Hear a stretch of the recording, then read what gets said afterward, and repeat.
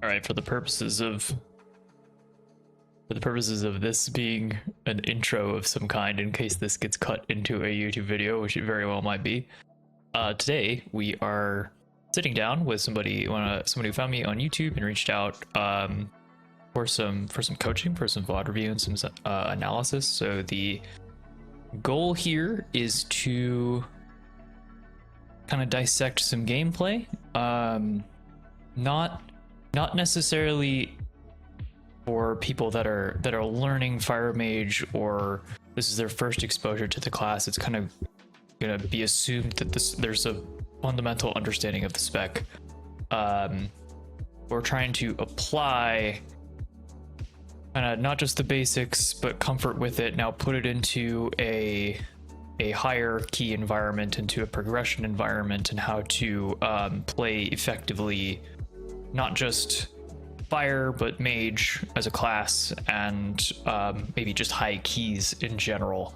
And my goal here is for it to be informative. We're going to find mistakes and we're going to see what the reasoning and methodology is that led to them. But if you did the same thing, when I look at my logs, I find mistakes too, right? So it's not, we're not expecting perfection. We're certainly aspiring for it.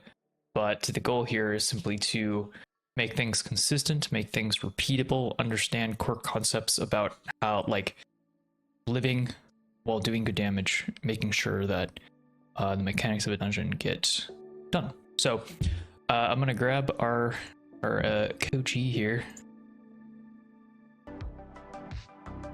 Yo, hello. What's up? Hey. Good, thank you. All right. Dude, I've been excited about this since you reached out. I've been looking forward to Really? Yeah. I'm always down to yap about Fire Mage for sure. So I'm really glad that you reached out. Awesome to hear. Sweet. Because I've been dying to like get some insights and just talk about it. And right now, everyone I'm talking about Fire Mage with is either really down as Fire Mage is getting changed a lot for Midnight, or they're just like focusing on Arcane instead. So I'm really hyped to hear you being so hyped about Fire Mage, honestly. I mean, like, there's definitely some divisive opinions about where the spec is going at Midnight. I'm gonna hold my judgment until it's actually in my hands. Yeah. Have you tried it out? I don't pre-order games kind of on principle, so I have not played around with it at all. It does remind me a bit of like BFA kind of early Shadowlands Fire Mage. I mean, we had kindling in like 9.0, but it was about a minute, right, between combustions, and combustion was a very strong cooldown. And your filler was like super boring in Shadowlands, but it was just like fireball spam, a hot streak, you know, convert with fire blast, press pyro, and it was still like fine because you did so much damage in combustion that it was like sick, I guess. I don't miss hard casting Flamestrike at 3 targets. That was a bad part of Shadowlands, but anyway, it's Altirae? Like, is that how you say it? Yeah, Altirae, yeah. Cool. And like, just to be upfront about that, like I'm super new to the game. I've played almost a year, not really. Okay, when did you start playing? Like, which patch then? I started playing in the first season of the War Within, but late first season. Okay, so late RP season 1. Okay, so you've only played with hero talents. I mean, I've only been really playing this game competitively since early Shadowlands. I've played this game since vanilla, but like turbo casual until 9.0, and then like COVID happened and I was just looking for something to do, and I was like, I'm gonna make a mythic raiding guild, and then it just kind of has stuck the past couple years. So okay, wow, so you haven't been playing very long at all. No, and I have no like recollection of how Fire Mage used to play or what's like new to this spec or whatever. the only thing I know is basically how to play Sunfury Fire Mage in this like iteration that it is right now. Yeah. And any other part of the game is like totally. I have no idea how to play any other spec, any other. I've dabbled in a bit of Frost and a bit of Arcane, but like I could probably not even do a 10 in either of those specs. I mean, like combustion is always fun, right? Being in combustion feels awesome. But for I think what a lot of people are forgetting or intentionally not taking into account is that for every time that like you're in combustion during lust for 30 40 straight seconds where it's combustion hyperthermia, you didn't even need to shift, you're back in combustion again, there's a thing that happens somewhere where it's in raid and you got a mechanic, or it's M plus and something like you had to press a couple globals during combustion for utility, right? You had to hit your stops or you had to decurse someone or something, and you lost like 12-15 seconds of CDR, and now you don't have combust for another minute, and you're like, well, this fucking sucks, because not only is the filler boring, but also I do no damage because fireball hits piss. So like that's why that was a harsh start to Fire Mage. Like when I started out playing Fire Mage, that was probably I had a lot of moments where I felt like I would never get this spec because there was so much like downtime I didn't know I was doing wrong. But when so that's part is really punishing, honestly. But and Sunfury on the like thing I lower really keys. love with the spec. Yeah, go ahead. No, finish what you were saying. No, but the thing I really started to enjoy when I got to learn the spec is the mobility of the spec, like how much you can move around and do things while still keeping up your damage and doing your rotation. Yeah, totally. So that's kind of scares me a bit with the patch coming along where it's a lot more hard custom. Yeah, we're BM hunters right now, but we're gonna have to actually plant and use Shimmer for finishing like pyroclasm casts and stuff like that. But I mean, thankfully, right, combustion should be an impactful cooldown on a fixed length, so the like getting a mechanic shouldn't delay your next combustion, right, if you don't have uptime during it. And we're still fully mobile for the most part during combustion. So like that at least isn't changing. It's really just the filler that you're gonna want to have Shimmer charges, or if Pyroclasm ends up being the numerically superior choice to take, then you're gonna want Shimmer for Pyroclasm casts. But it's definitely gonna be interesting, because also when I talked to you, and I also talked a bit to Kalt, who also plays a bit of Fire Mage. Dude, he's really good. He's way better than me. He's very, very good, and I learned a lot of things from him. But the thing that really strikes me as a difference is that you seem really passionate about Fire Mage, and he's more like whatever. Like, are you playing fire? Why are you playing fire? so I'm really excited, honestly, to have this talk and see where. Dude, Kelt's the guy. I look at Kelt stuff to figure out things for me, like he's one of the him, like Asuna, Fired Up, I watched a bit of Fire Up, honestly. Hopeful. But I got really excited when I saw that you posted your videos, honestly, because I've been like watching along a bit in both the Raid Rio website and also like on the Warcraft logs.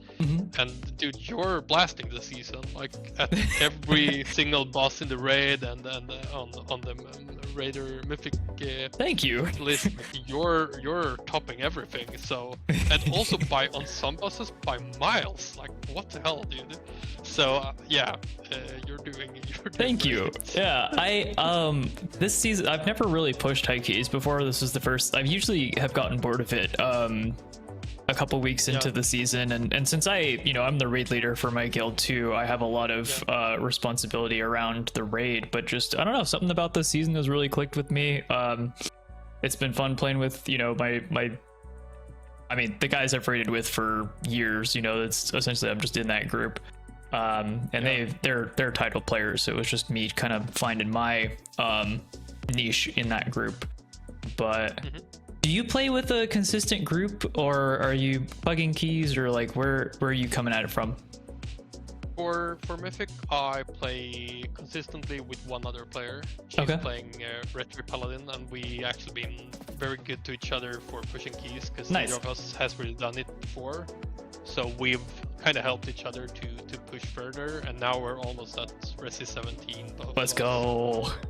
But that's the only like person that I'm consistently playing with, except for raiding though. And I also bought a login and brought a log and a clip for raiding as well, if you want to take a look at it, because I'm currently doing 6. Oh yeah, you had linked Nexus King, right? Was the one we were gonna. Yeah, exactly. Do you want to start with Nexus King? Like, what do you want to? What do you want to do? Yeah, dude, I'm like, I'm honestly, just like yeah. my goal right now is in Mythic Plus. So raiding is, I'm doing it 2 times a week, but I really enjoy the Mythic Plus experience and want to climb as high as possible. So nice. That's like that's the main goal, but I love raiding as well. That's really what brought me into trying a bit harder to understand the specs. So I brought both of them just to see which direction we want to go with. So whichever you honestly want to, in whatever path you want to begin with, I'm fine either way. I know I'm going to enjoy this conversation. Yeah, let's do M+ off the rip, because I feel like I'm more equipped. I can find numerous examples of other mage players that play fire on raid bosses that are better than me. Pad Flash is a great example. 4G is a great example. Kelt, you mentioned him, he's insane. Those are the guys I look to when I'm looking at raid logs. But I guess I'm the unique fire player in keys right now. So probably more relevant. I can give you, I feel like when it comes to raids, I don't get to actually showcase my I don't get to play my spec until we're re-clearing a boss, because as you might imagine, raid leading and playing 100% optimally at a player level, it's really tough to do, right? Because you want to devote some of your brain to making the right calls, kind of keeping track of how everything is going. There's UI elements on the screen that might look at debuffs that are not mine, right? They're looking at other people, but it's still something I'm devoting some cognitive load to, so that I can okay, what are these players doing? Is anyone in danger? And I can't just turn that off until we've killed a boss. And even then, when we tried to re-kill Nexus King last week, we were still getting farmed a bit because some people had forgotten how that boss worked. But yeah, let's look at, okay, so we had a Floodgate, we had a Halls, and we had an Arakara. Is there one in particular that you want to start with?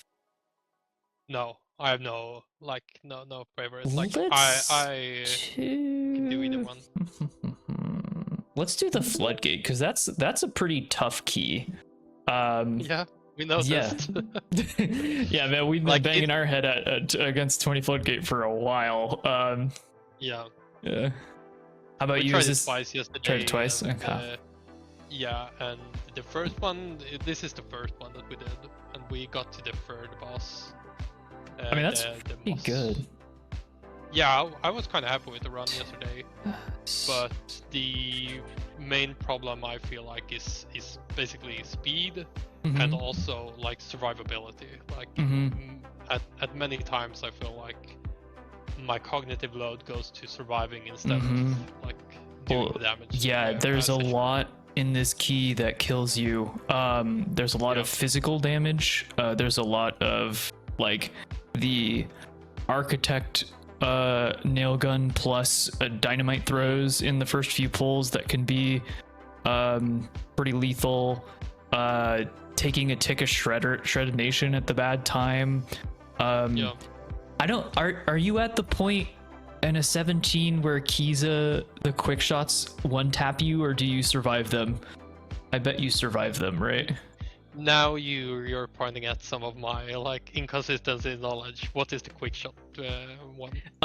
That's the you know what? We'll get to that once we get to Kiza. So okay, yeah. what I want to do in terms of structure here is there's two main categories where we can kind of identify the right things and wrong things. And let me preface this with, we're going to look at these logs, we're going to look at these Mythic Plus runs, we're going to find mistakes. Okay? Yep. If I looked at my logs, or not even if, when I look at my logs, I find mistakes. All right? So we're not expecting perfection. It is just like, I don't even think it's possible to play a 30-minute M+ run with 0 mistakes, right? Even the best players are screwing up a button at some point. There may be overcommitting a defensive that they didn't need to press, or they aren't committing something and a B-res gets burned, right? So while it's great to shoot like, for it. Yeah, go ahead. No, also I just want to point out that there's a couple of things I know that I'm doing wrong as well. So before we even get into it, then tell me what do you think those are? Let me write those down because I want to. Yeah, sure. So there's a couple of things that I like logically knows that I'm doing wrong, but I have the habits that I've not been able to like remove or untrain, and some of those things are like when I enter combustions, I way too many times go into combustions in a preset way that I've like learned to do it, and sometimes when I'm like not cognitively like logically ready to enter combustion, I can start doing those things. So let's say I do a scorch, but I'm not like, I have combustion up, but I'm not like ready to enter combustions. I can throw out the scorch and then do another scorch right after and then enter combustion. So I like postpone my combustion by a cast. I've done that. I do that habit. It happens. Like, not every time, of course, but too often to have it as a bad habit or something. And then I think I'm not research managing very well, so sometimes I use too much Fire Blast and Pyro Flames before when my combustion is getting close. Okay, so you enter combustion super dry. Yeah, not it's been coming better, but I still are way too low sometimes. And then I miss Field Burn a lot. I am not managing that uptime very well. And then there's a fourth mistake I know I do. You feel like you need to manage Field of Burn outside of combustion and hyperthermia? No, but in hyperthermia and combustion, I try to keep it up. But I've like in the beginning when I was learning Fire Mage, I was told to like not prioritize that, and so I learned how to play without prioritizing Field of Burn. And now when I'm at the point where I could probably learn that, I not have managed to stick it just yet. Yeah, so I drop Field of Burn even in combustions. That's interesting because if you just kind of do the combustion rotation, it kind of like runs itself almost. You have so many Fire Blasts or Phoenix Flames. Maybe it's in hyperthermia I drop it then. Hyperthermia, yeah, we'll get there when we look at some logs, but there's actually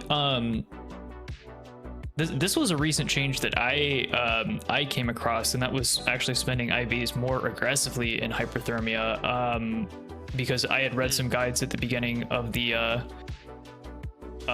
season that talked about, you know, just maintaining Field of Burn during hyperthermia. But as it turns out, when I actually looked at like the APLs for the robot is way more aggressive about spending IVs in hyperthermia to come out like super dry, and then the robot will even shifting power. I was using like 15-17 seconds. If it was under that, I wouldn't shifting power, but the robot, if it's 8, it'll as long as combustion cooldown is greater than 8 seconds, it'll shifting power to get to the next one.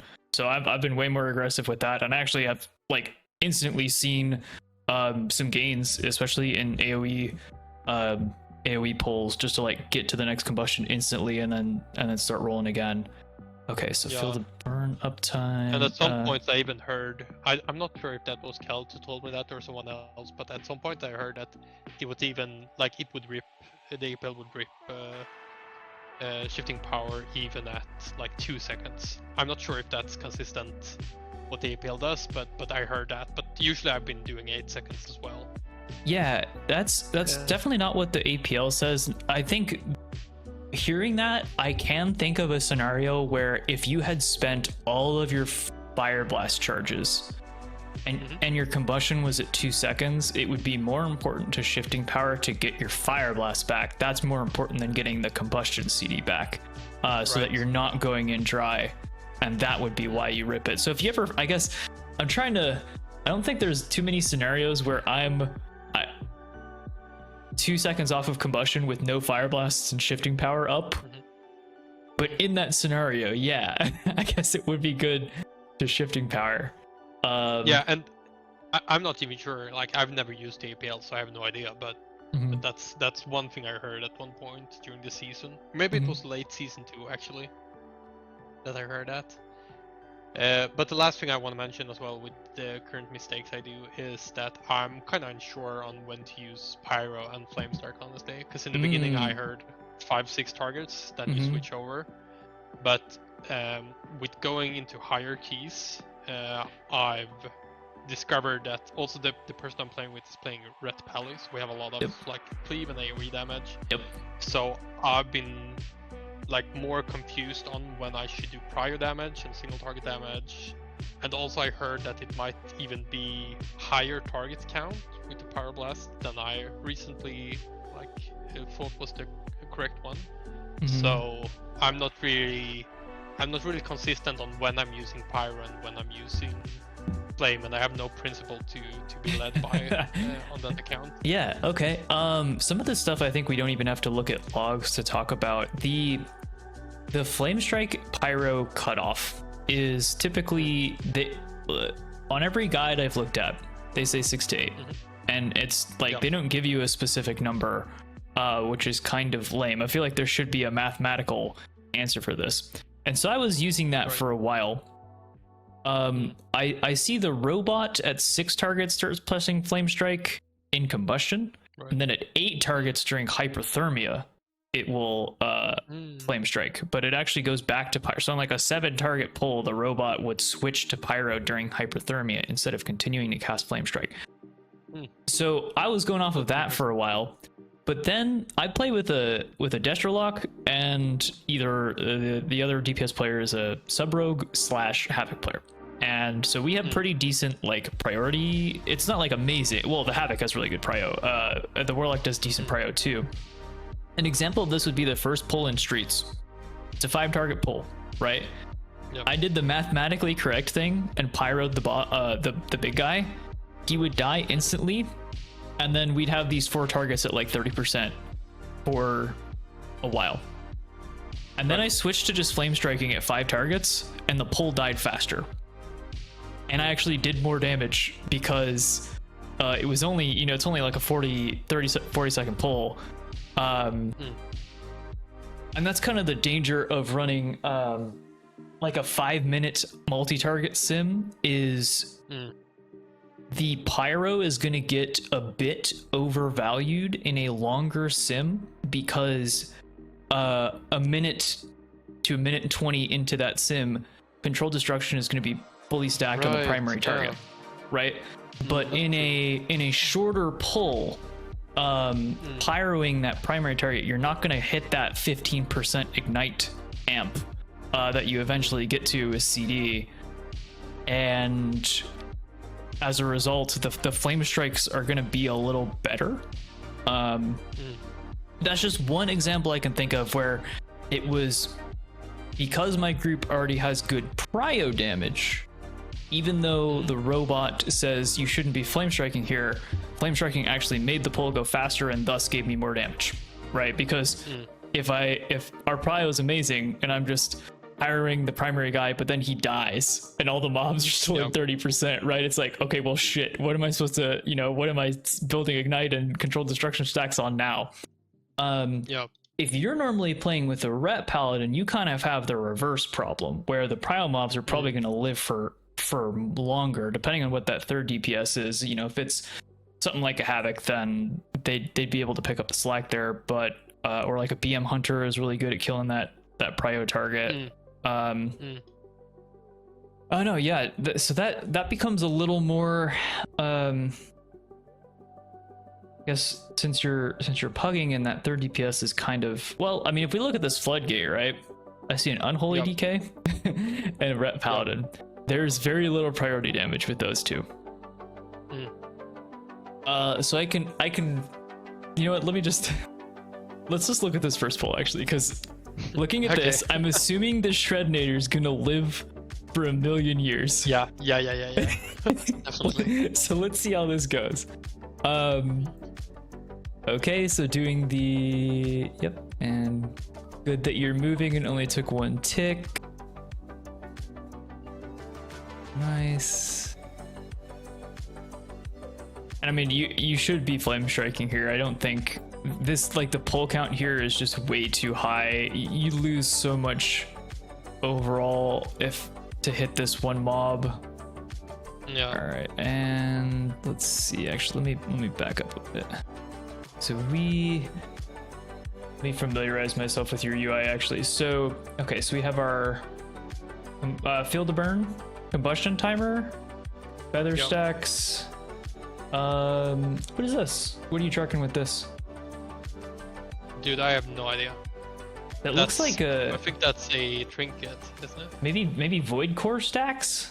Yeah, that's probably void. Okay, Core, yeah. void core. So we got our combustion. Here's our actual cooldown. Here's our fire blast charges. Phoenix flames. Okay. Is this just a? I'm assuming this is just like a hot. Yeah, that's hot streak. Yeah. Okay. Using TP. And my view is kind of fucked because I've like built some of the trackers myself, and some of them is downloaded. So the ones you're pointing out right now is I look less at them now than I did in the beginning. But around my characters, they would pop out different kind of auras. Yeah. Which I built myself to keep track of things. Yeah, So this basically I'm assuming fire blast, phoenix flames are what these are. Exactly. Yeah. That I And like then you see that right too. now 2 icons, and those 2 will pop up under different circumstances and then disappear under different circumstances. So the arrow symbol is that I have more than 104% haste, which I added to keep track of that. So those parts I built myself and will disappear and appear, and the other parts I'm not like looking at as actively. So that's why I have no idea what I was tracking with the thing you pointed out. So we got our defensives over here. We've got what is this bar looking at? This is the glorious incandescence tracker. Oh, okay. So you're tracking the duration of your burden. And Yeah, and then it's tracking the interesting. Okay, cool. Displaying that as a bar is sweet. I actually like that. Okay, so that's where everything is. You're using this is that one add-on that lets you just click a square to decurse, right? Yeah. Okay, cool. Exactly. Yeah. Right on. Okay, sweet. So oh, and you have the cast sequencing over here. Fantastic. I use that to like do analysis of my gameplay. Yeah, that's yeah. So we're in hypothermia. Feel the burns. Hold on a minute. Let me just change battery on my headphones because. Oh yeah, go ahead. 1 minute.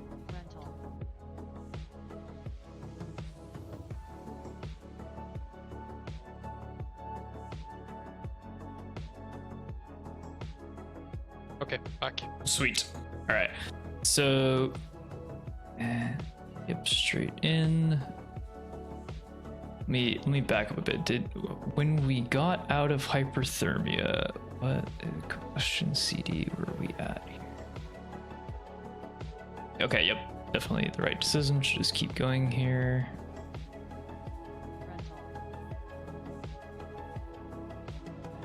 I mean, yeah, this is fine. This is fine. This is fine, and everything's dying, and the shredder's still at 46%. Yeah. Yeah. When you said that earlier, I remembered it being so very high. On this. Yeah.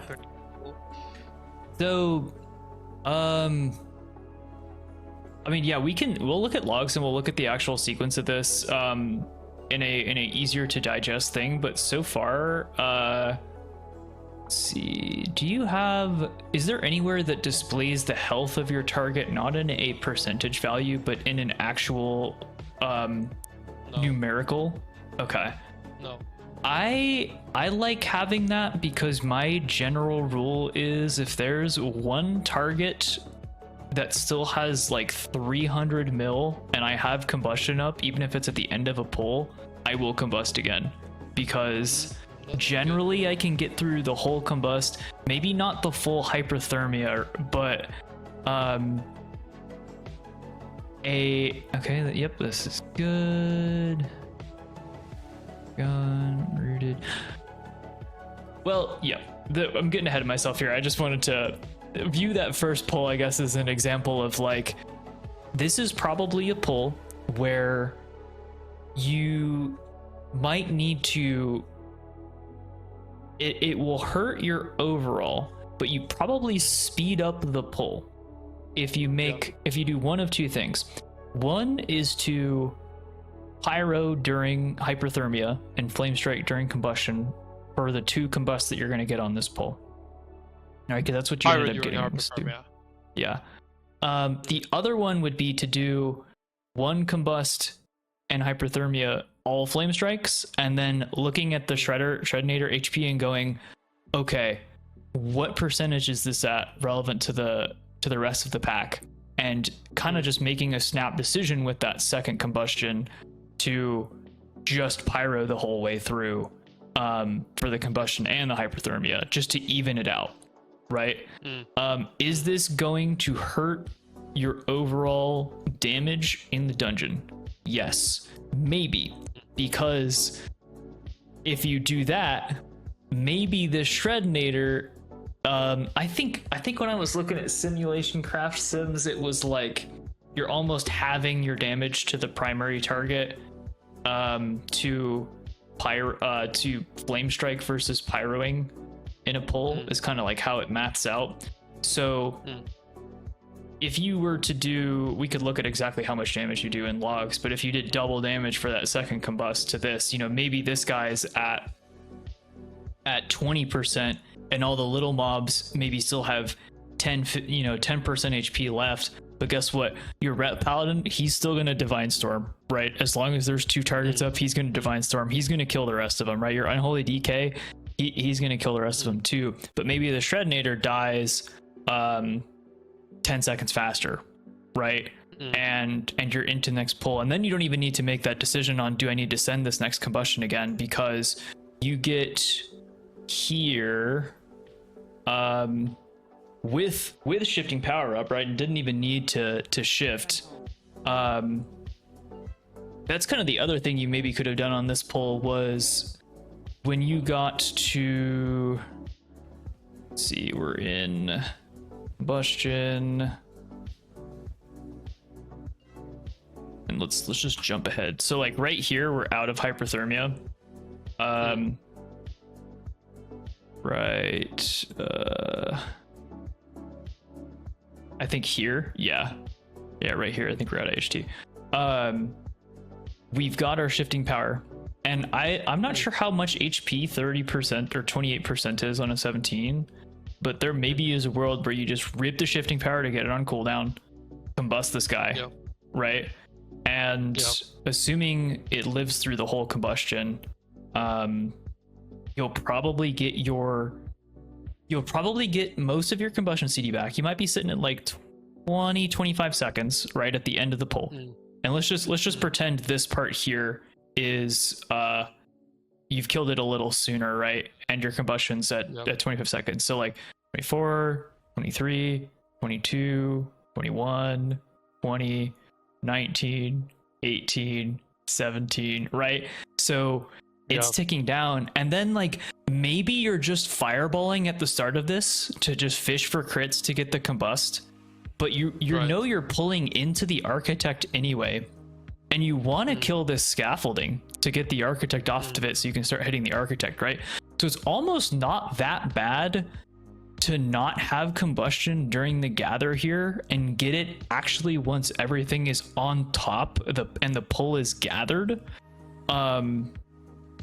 because we still got a third one in on that first pull and we sped it up, right? So we're not like losing one while this pull is gathered up. You're still gonna get you're still gonna probably get 2, maybe 3 combustions here, depending on how quickly you guys kill the architect. Spoiler alert, probably not very fast. And like you're not gonna spike hard here, because yeah, you probably get it back here if in that make-believe scenario, right? And let's see. Ooh, yeah. And then also just looking at this, what do you remember why you felt like you needed to press ice cold at the very start of this pull? I know it looks like somebody started casting on you there and you got a little bit of the beam. Yeah, I think that's it. Like, okay, because I didn't have. I'm not sure if I missed my interrupt or if I didn't have it. Do you use like a focus kick? No, I use mouse over. Dude, okay, so I have 2 different kick keybinds. This has helped me immensely. I don't think this is necessarily the right solution for everyone, but I like to use mouse wheel up for my interrupt. That's personal preference. I don't think it necessarily has to be that, but I have shift mouse wheel up as my focus kick. So what that lets me do is I can run into a pull. As this pull is getting together, I have my my macro that places a circle on a target and marks it as a focus, right? That way everybody knows that's the one I've marked, right? And if I'm mid combust, no matter where my mouse is, which due to Flamestrike existing, right, your mouse is going to be not in an easy position to do mouse over kicks, right? Yeah. No matter where I am, where my mouse is, what I'm doing, I can just rip the shift mouse wheel up and I'll kick that target that's focused, right? It's a little better in a coordinated group because like my tank has marked the other one in this pull, me and our Havoc are just taking care of the second surveyor, and like with that framework in place, a cast should never go off.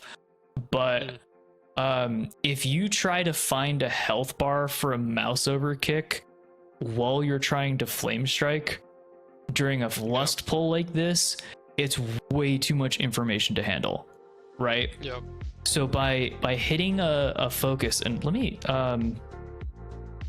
honestly that's I think that's, if we were to look at the next pack, that would be the case definitely, because I remember that pack being so like stoked with the mobs that I just couldn't see like half of them. Yeah, dude, I recently I still haven't quite fixed this, but in Floodgate I'm trying to make the loader bots, contractors and such significantly smaller so that I have an easier time finding the architect once it drops down. The actual recent solution that I've been doing is I added a target last target macro to one of my keybinds, and when I'm running into that pull, I click the architect, I focus the surveyor, I use my mouse over focus thing, and then I'll click the scaffolding so that I can hit the scaffolding, I can cleave off the scaffolding, kill it, and then I hit my keybind to target last target, and that will take me to the architect as he's falling down, so I don't have to try to find his character model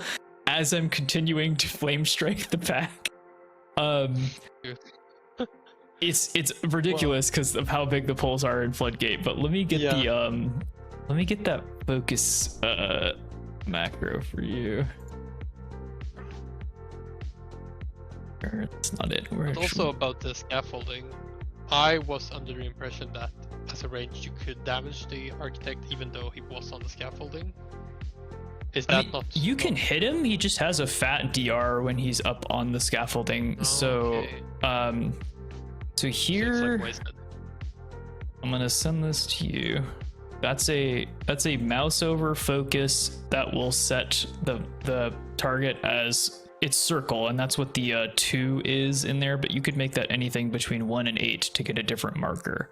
And then like my kick keybinds are, so like I have the mouse over one and I have the focus one, and that way because I used to have them on one keybind where it was just like mouse over exists, then focus exists, then just the target if neither existed. But sometimes I was mousing over something, and therefore it would take priority to do that kick instead of the focus target. So I split them up intentionally, so that if I'm hitting shift mouse up, it's only ever going to be the focus target and nothing else, right? Even if I'm mousing over something, even if I'm anyway. But like, how am I reading this? Like, the first thing it does is if I use it, then it will mouse over targets. The target I'm holding my mouse over, obviously. But the second part, run if not get raid target index focus. What does that So practically what do? this does is, if it doesn't currently have a marker, it gives it a mark. And that's what the focus 2 is. You could make that 2 a 1, a 3, a 4, anything 1 to 8 are the different raid markers. That line is so that you don't overwrite someone else's marker. Because there are some pulls where I have my circle kick, since that's my marker. Ecodome would be a great example where we're doing like 4 far stalkers, and every person has their own far stalker to kick, right? And the tank's doing the ritualist. I set my mark, it's mine, right? But then there's some pulls where there's only 2 kicks and I'm backing up someone else's. This would be a good example, this first pull in Floodgate. My Havoc will mark one Surveyor as Diamond because that's his marker, and it's my job to back him up if he's unable to kick it. So by having that if not get rate target index line in this macro, it won't overwrite his Diamond with a circle. It'll just leave it as Diamond, but I can still set my focus on it. Okay, gotcha. So very helpful. I mean, it's really useful in pugs too, because like if you I'm sure you've seen people like say like my kick is this marker, right? Like when you do like a ready check and people have that weak aura, you can just tell people like, hey, if I've marked this marker on this target, I am watching this, this one for kicks, right? And you can run into a pull and you mouse over your kick target, and before you're even doing damage, before you've even engaged it, if you're far enough away, you've already set the thing that you're looking at for kicks. And if as long as you have a keybind that you can hit reliably, no matter what else is going on, where you're trying to FPS shooter place your Flamestrike aiming at, you're able to kick that target without needing to move your cursor off of like the center of the pack for the Flamestrikes, because you're playing a 90 APM spec. We want to cut down on as much mouse movement or like finding a target or any of those cognitive things, because I'm there too, man. If I have to like try to find a mob to knock up or something like that, I'm gonna lose not just the one global to do the knockup, I'm gonna lose probably 1, 2, maybe 3, right? To find it, click it, hit supernova or whatever it is, or like get over to it and blast wave or something like that. So for sure. I'd highly recommend it. So we've looked at this first pull. Right now, I can't see the screen either. So if you, I think you remove the screen share. It's weird. Something didn't work. Is it working right now? I just set it as like one of my monitors, screen 1. Is that showing up? Yeah. Okay, cool. Perfect. So but sorry, I can hear myself now. So. Mute the Discord stream. Yeah. Perfect. Thank you. Okay, sweet. Cool. Or no, we didn't want to do replay. We want to do casts, and we want to do Altirae. How familiar are you with Warcraft logs? Like, I'm having a hard time analyzing my own logs through Warcraft Okay, logs. cool. Then we're gonna start at the very beginning when it comes to log review. So we've got your Floodgate here, right? We can look at damage done, but a more useful thing when we're going to analyze like how you're approaching a pull is to go here to the cast tab And Yep. we can look at specific pulls and see, okay, on pull 1, you know, and we can say all friendlies, Altirae, we can get a sum total of like everything that you cast here. But if we actually want to see the sequence, we can go to timelines.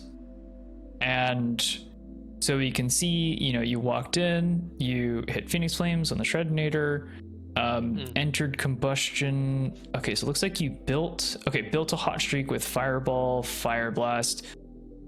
Right off the bat, right? We could have, this is kind of what you mentioned. You probably could have just entered combustion right here, right? This Scorch is a little. Exactly what I mentioned.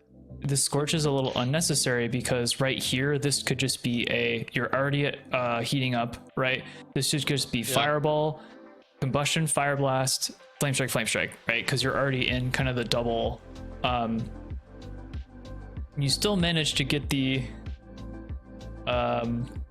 Lust double. This is tough to do, actually. Props for doing this. This is. Oh yeah, exactly. It's tough to get the Scorch double Flamestrike. Yeah, I fuck this up regularly. So yeah, pretty straightforward. I mean, just looking at this right off the bat, like the fundamentals are here. You don't need to worry about the cast sequences because I don't see you doing, you know, heating up, hot streak. Heating up, hot streak, heating up, hot streak, heating up, hot streak, heating up, hot streak, where there's no like double presses here, and that's good. This is good. There's the ice cold. You get that counter spell. But let's see. So to do that counter spell, our gaps between the casts here are about 0.8 of a second, which is probably about right. But you can see, okay, so between these two flame strikes, there was a second instead of 0.8 of a second. So this counter spell cost you about 1/4 of a second of the cognitive load, right, to get that counter spell off, to find it and then get the kick.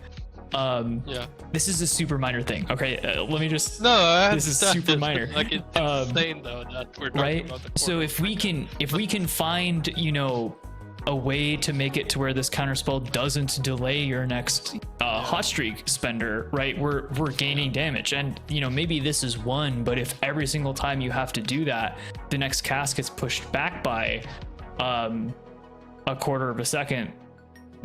We're talking about Fire Mage here, right? Like we're casting a bunch of stuff, right? So we actually end up losing a decent amount of cast over the course of a dungeon.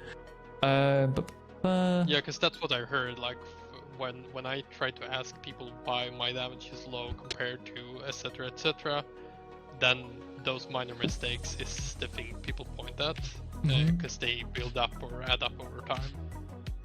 So I'm not laughing because I think it's a small mistake to point out. I'm rather like talking about how insane this spec is. Yeah, we're backing it up, and you can literally see it, right? Because like here, you know, you're there's no gap at all, but here that like the action of trying to find that counter spell costs you know 1/4 of a second, which is barely anything, but there's a measurable effect, right?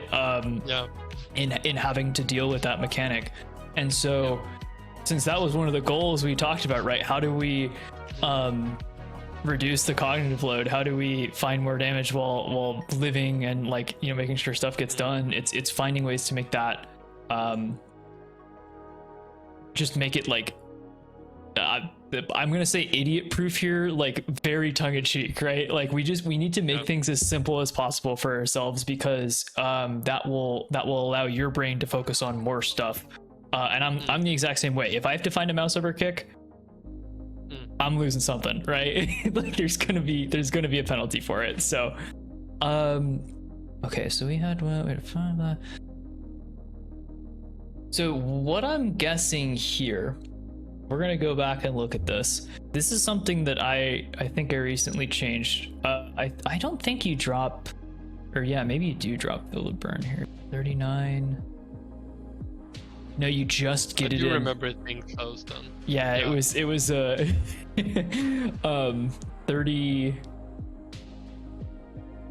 milliseconds off. Yeah. Or no, yeah, that was real tight. It's really close. I remember it being really close. And this was at 39 seconds into the dungeon. It should be during your first hypothermia. Okay, so here's our first combust.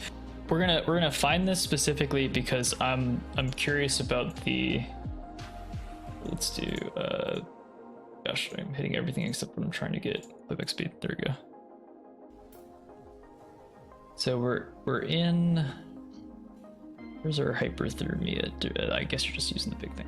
So we've got a fire blast charge. We have burden. Okay.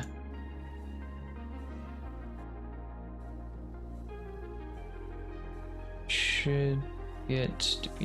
Yeah, we got refunds.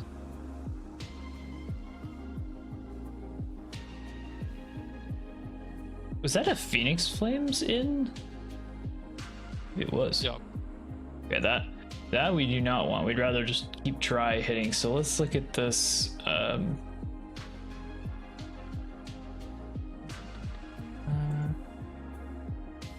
Want like 38, right?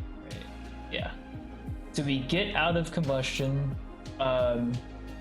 Barely fit in a GI, which that was good. If you can, getting that last GI in combustion is actually so good, because if you don't get this GI here, which you do, you know how Fiery Rush works, that one talent? No. Okay, so you have this talent pretty close to the capstone that makes it to where you regenerate Fire Blast and Phoenix Flames 50% more in combustion. The way that works in actuality is like if your Fire Blast recharge rate is normally 10 seconds, right?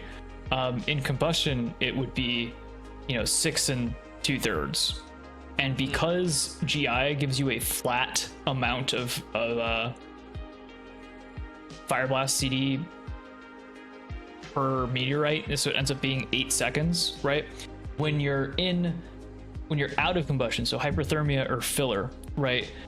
You're barely, in this hypothetical example, most of the times you have more haste than this, so it's not actually 10 seconds, but like you'd be getting 4/5 of a Fire Blast back, right? In this hypothetical 10-second recharge rate, but in combustion you're getting 1 Fire Blast and some change because the actual just recharge value is shorter. Right. Lust on top of that, right, is going to reduce that rate further, and like the mana cascade stacks that you get from Sunfury, all of that's going to make it to where, as I'm sure you've noticed, when you press GI during combust with Lust, you get like a full recharge. So getting these meteorites to hit inside combustion is why you go like boop, boop, boop, boop, right, instead of barely getting 1. And so now here we're in hyperthermia, and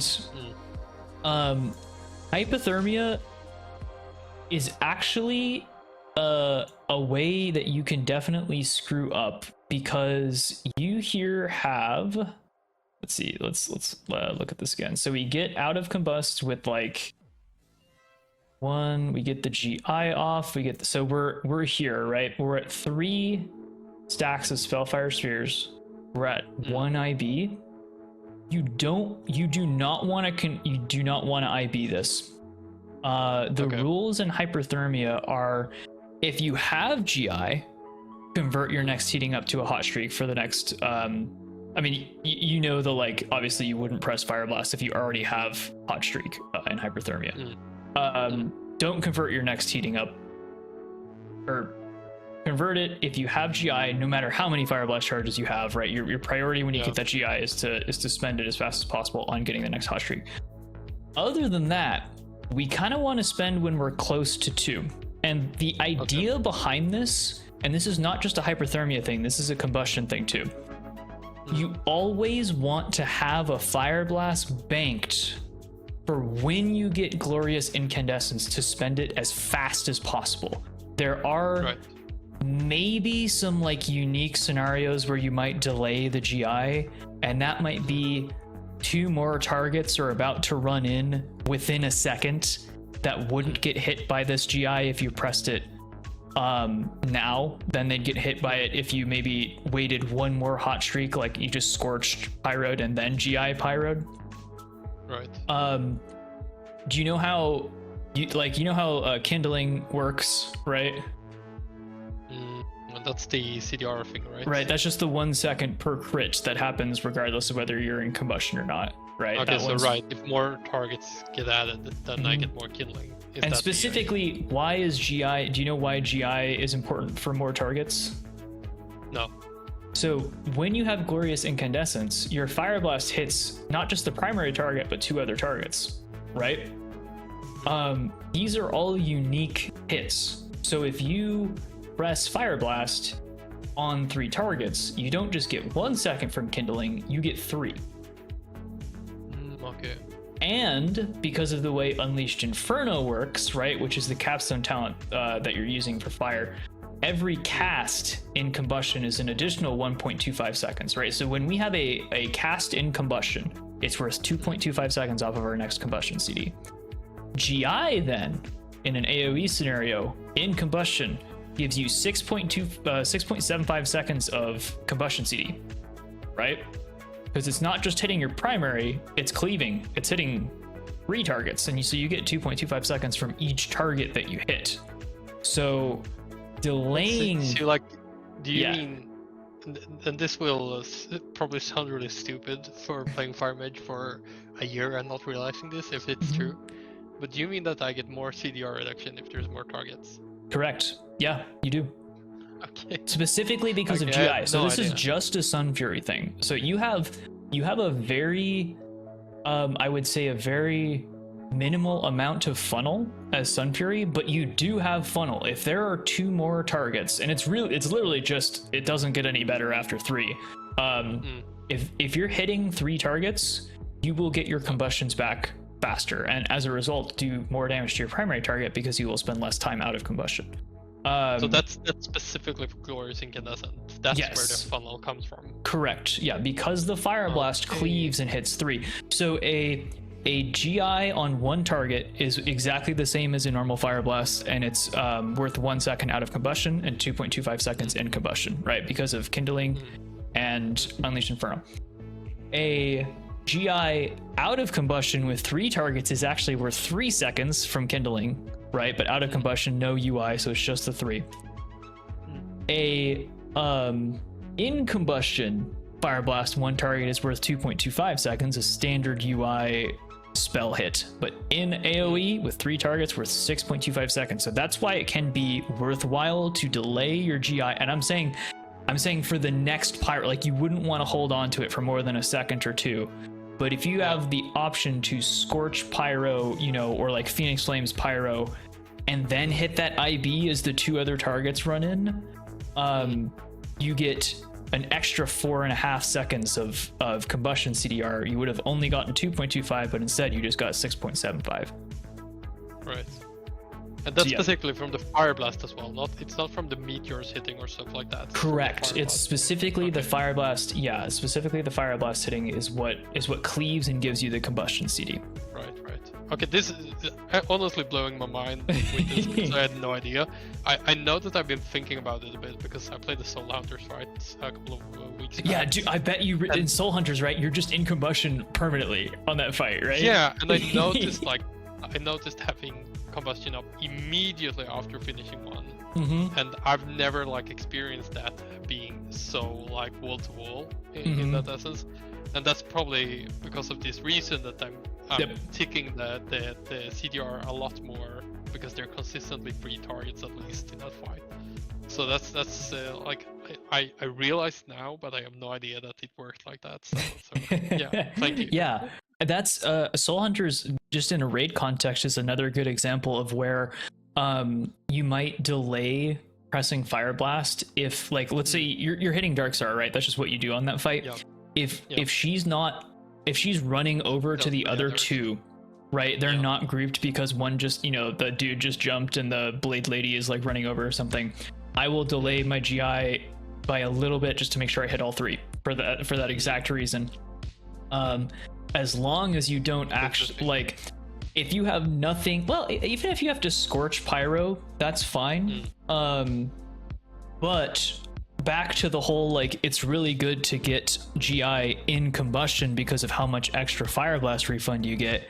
If it's like the choice between fitting your GI in at the very end of the combustion or delaying it for a second to hit 3 targets, I think it's still better to get it in the combustion because of how much more Fire Blasts you get as a result. If that GI hits out of the combustion, yeah, you just got 3 seconds from kindling instead of, 2.25 from a single target in combustion Fire Blast, but you get way less Fire Blast refund because you're no longer in that fiery rush zone that you get during the combustion buff.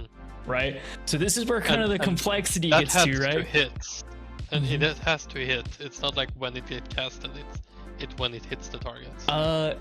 Correct. When the meteorites actually hit is when you get the refund. Yeah, so you need to have more than a little bit of gap, like more than just the tail end. It needs to be, I think, about a half second is a good ballpark.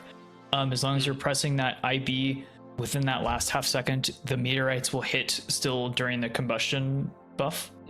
But this example must be on the very, very edge then, because this, like, I think I see the meteor now in the air in this freeze frame. Yeah, so if we like back up a little bit, right? So you're in combust, right? And I think it's actually, because you Flamestrike, we can look at exactly when you press that Fire Blast thanks to your nice little so that is the exact moment that you press Fire Blast, right? So we have 0.9 seconds on the combustion, and we can tab through here, and the meteorites, there they go, right? They're hitting, and it's more than a half second actually. It's more like almost 7.7 or 0.8, but they all hit just barely before you're out of the buff here. But that's why you get this instead of barely one charge, you're past it. So that was a long way of circling back to you shouldn't spend this IB, right? And the reasons for this are twofold. One is that we talked about the rules of, like, you spend IB in hyperthermia if you have GI. If not, you wait until 2 to make sure you're able to spend IB on GI when you get it, right? Here's why those rules exist. Hyperthermia. Can you tell me how it works? It works. I get to free cast Pyro, and I get everything crits automatically. But what specifically, they made the change this patch, right? Where hyperthermia, you get a ramping buff, right? During hyperthermia, where each cast of Pyro or Flamestrike increases the next casts by 15%, right? And it stacks up to 10 times. So I had no idea, but sure. So here you go. Here's a little bit more. Because of that, right? Our most why are we converting heating ups to hot streaks during hyperthermia if they automatically crit? Why are we doing that? DDR.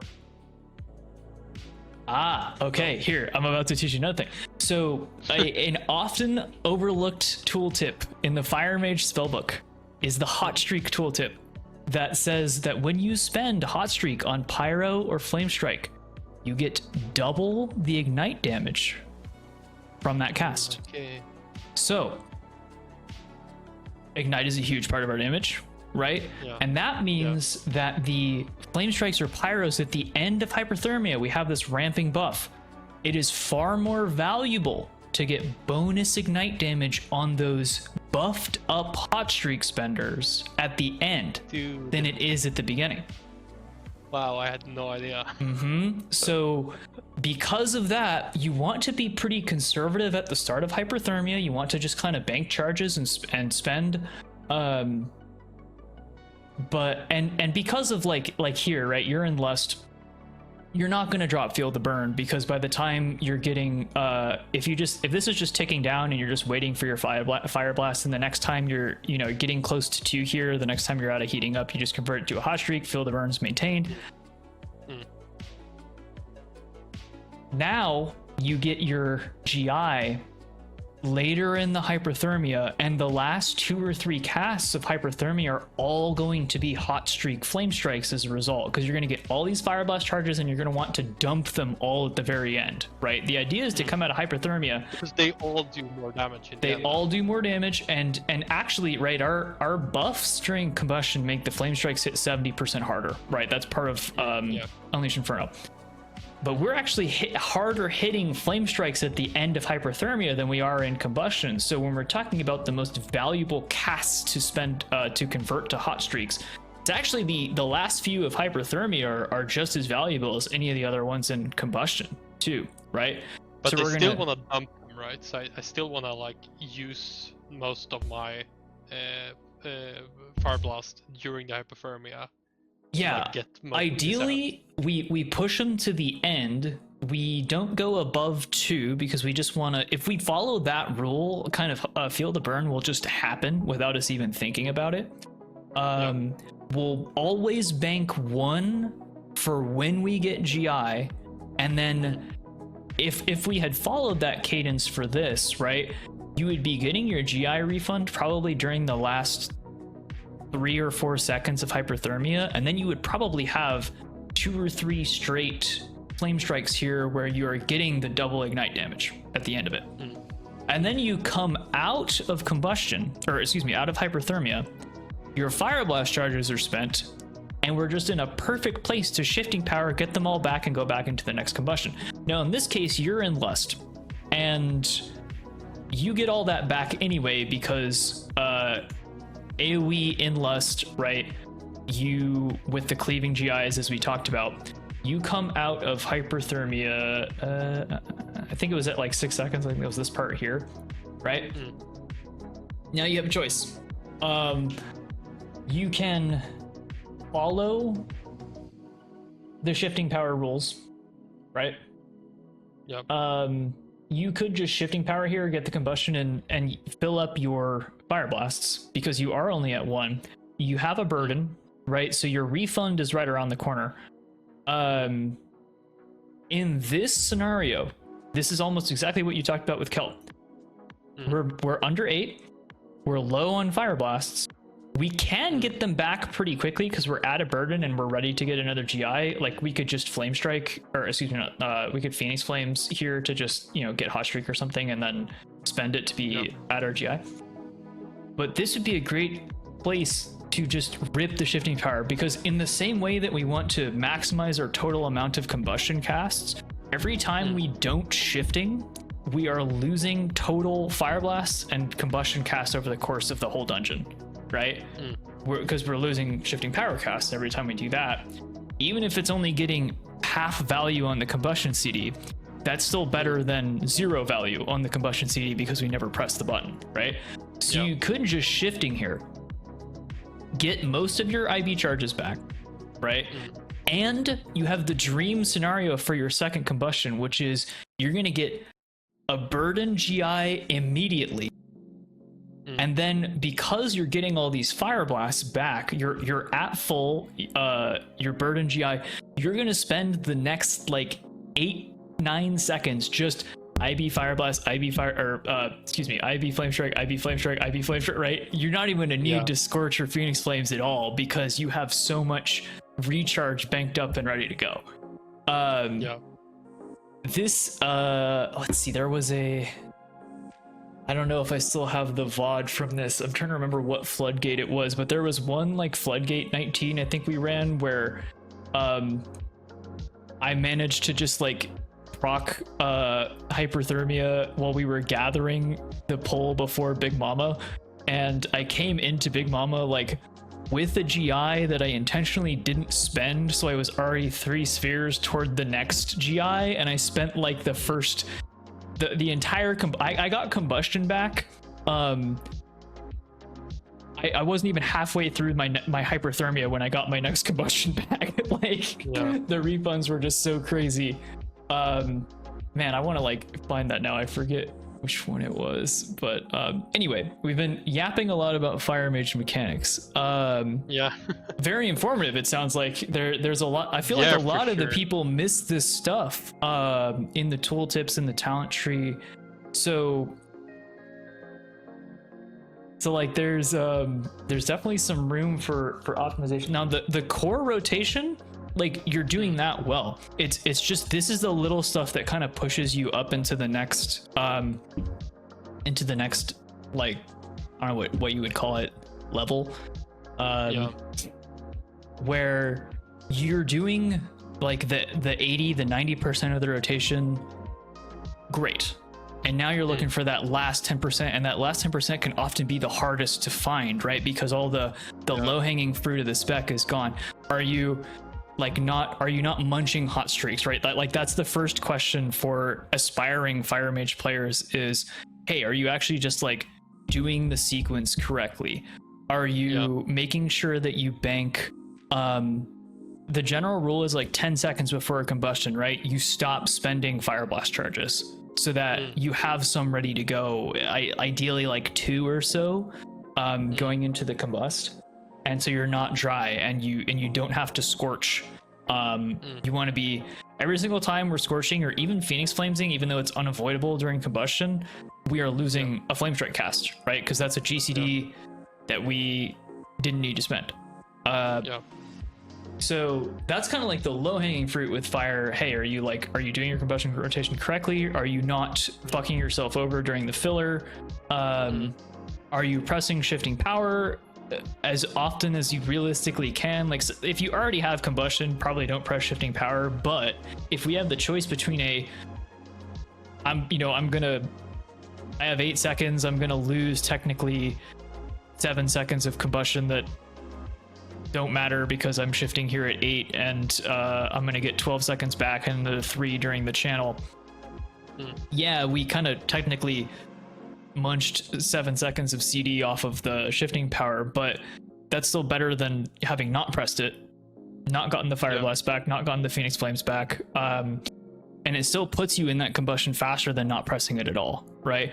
And maybe in a single target patchwork encounter over 5 minutes, right, you're doing Fractalus, maybe you don't shifting power there because you're gonna want it later to make sure that I'm just saying in this hypothetical scenario, right, you don't lose any combustion cast, or maybe it gets you into your next combustion faster, but M plus has downtime, right? So because of that, whenever we can put things like combustion, shifting power, whenever we can put those on cooldown while we're waiting to get into the next pull, that's good, right? That's a win, because we're not waiting to use it, because often, you wait 20 seconds, wait 30 seconds, you've just lost the shifting power use, and that's still not that's still worse than having ripped a half use one. Another good example, I find this pretty often on Dawnbreaker, where we'll like get the first boss to 50%, and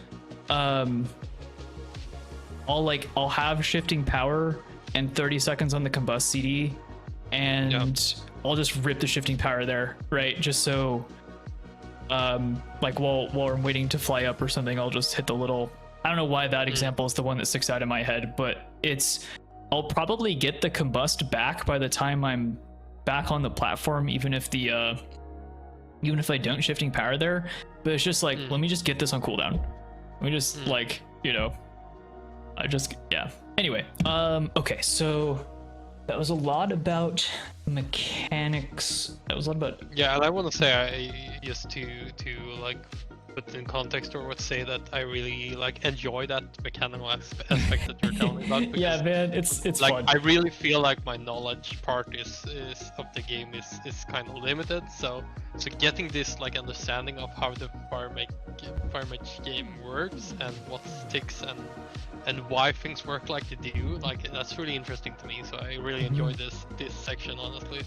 So thank you for blowing my mind like 3 times during that. Sick, dude. Oh, you're gonna get into your next key and you're gonna fucking destroy it. All right, I'm ready for it. Now I'm gonna mess everything up because I will like think so much about everything, but it will probably be like a section now where I do everything worse for a while until I get it, and then back to doing a bit better again.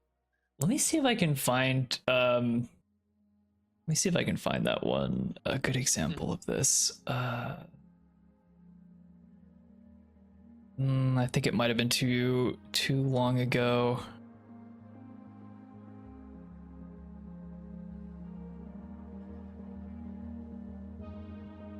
I mean, I'm hesitant to show examples of like my stuff on Floodgate just because I'm kind of in a different situation from you where I have a very defined role. You know, I play with the same people every time.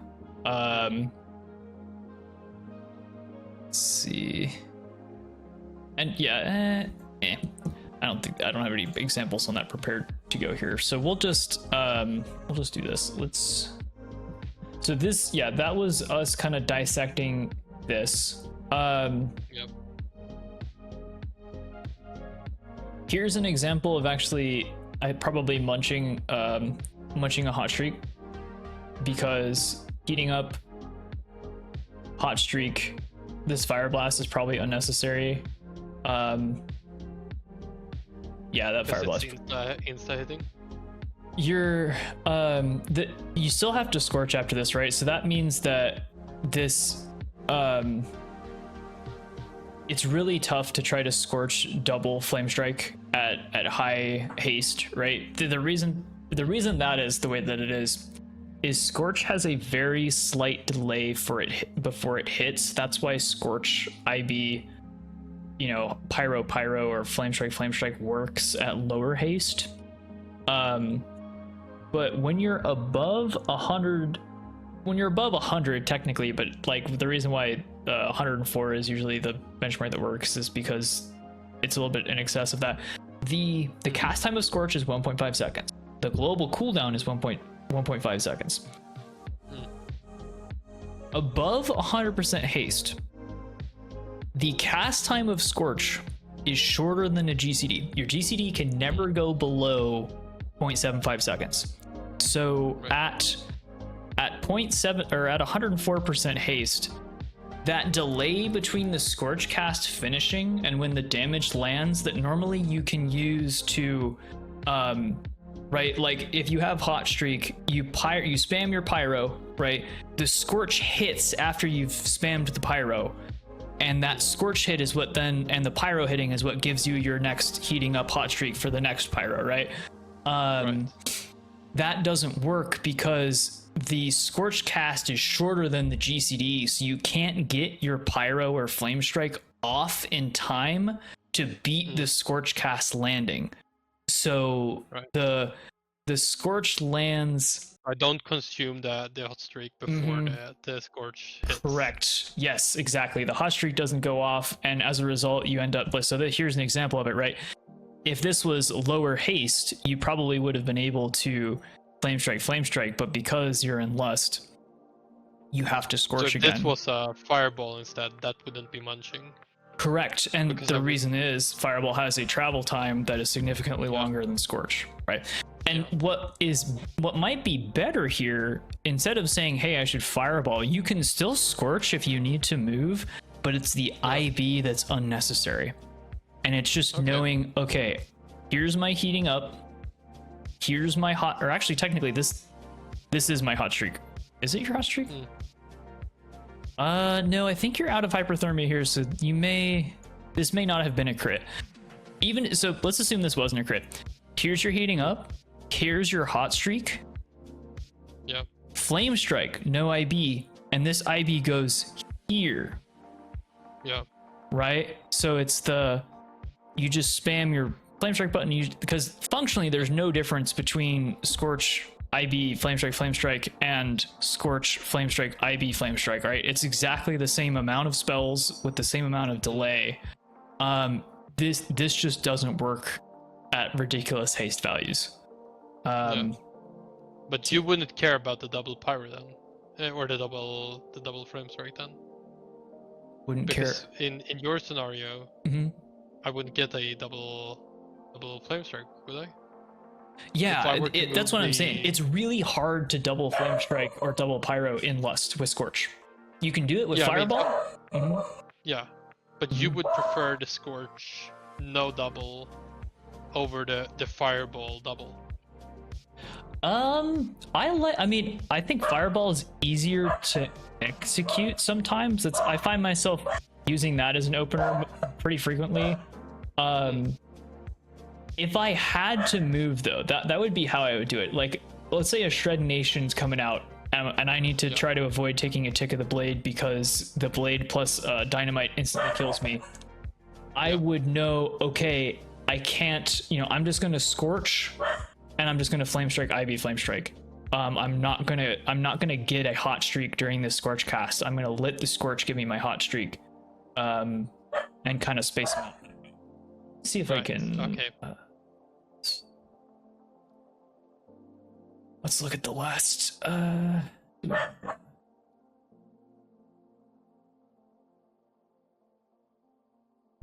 just curious what I do on the first pull here. Oh, and this is something you'll notice too. I just like Fireball the contractors as the pulls getting together just to fish for a hot streak. So I get one here, which is why I stopped casting Fireball, convert it to a hot streak. So now I've already got a hot streak on this Fireball entry, right? All right. Let's do this. Really useful thing. You go to compare. Actually, let me do this from yours. We're gonna go to compare. We're gonna grab the URL here. This little code, these little log hacks. All right.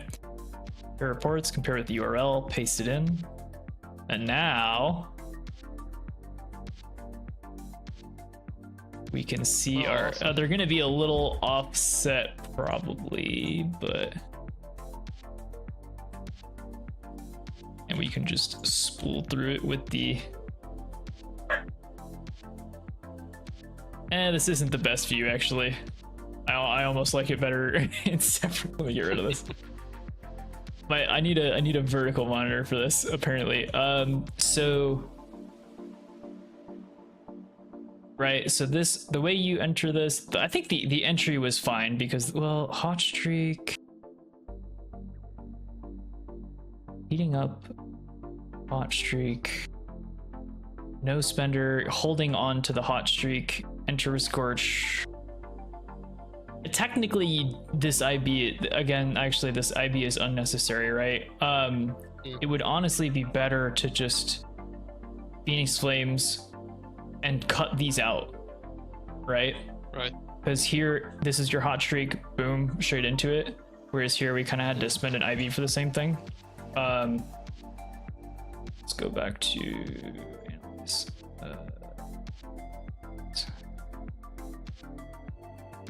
So here we already have hot streak, we enter combustion. You're gonna have to Scorch at some point. You don't have enough IVs and Phoenix Flames to get you to that first GI, right? That's okay. And see, like, I ripped the shifting power here. Let's see, I don't even think I particularly played this one all that well. I combust at 28 and again at 55. About 27 seconds between them. You combust at 24 and again at 52, so 28 seconds. So same amount of time between them. I did have to shifting power in between. So you actually probably played that better than I did. Let's see. but the poll for us is done at 121. Poll for you guys is still going, right? I mean, that's the lack of that's the havoc in the warlock. I'm kind of getting, I'm put on their back for that. But I think if you could you get 3 combusts off in an 80-second pull? Is that 80 seconds? It's more like 70, 75. Maybe in less, probably. Looking at this again. Let's speed this up. I think if it's gonna be common that you're playing with a Rat Paladin and an unknown third DPS, like unless that unknown third DPS is a Havoc or a BM Hunter, Frost DK has pretty good single target. Not necessarily funnel, but they have pretty decent like priority damage if they're choosing to ablit. Yeah, I almost think like shifting power right here and then just ripping another combust is probably worthwhile, because how much health does a Shredinator have on a 17? Let me open up MTT. Can you still see, like, when I'm opening up WoW here, can you see that on the... Yeah. Okay, cool.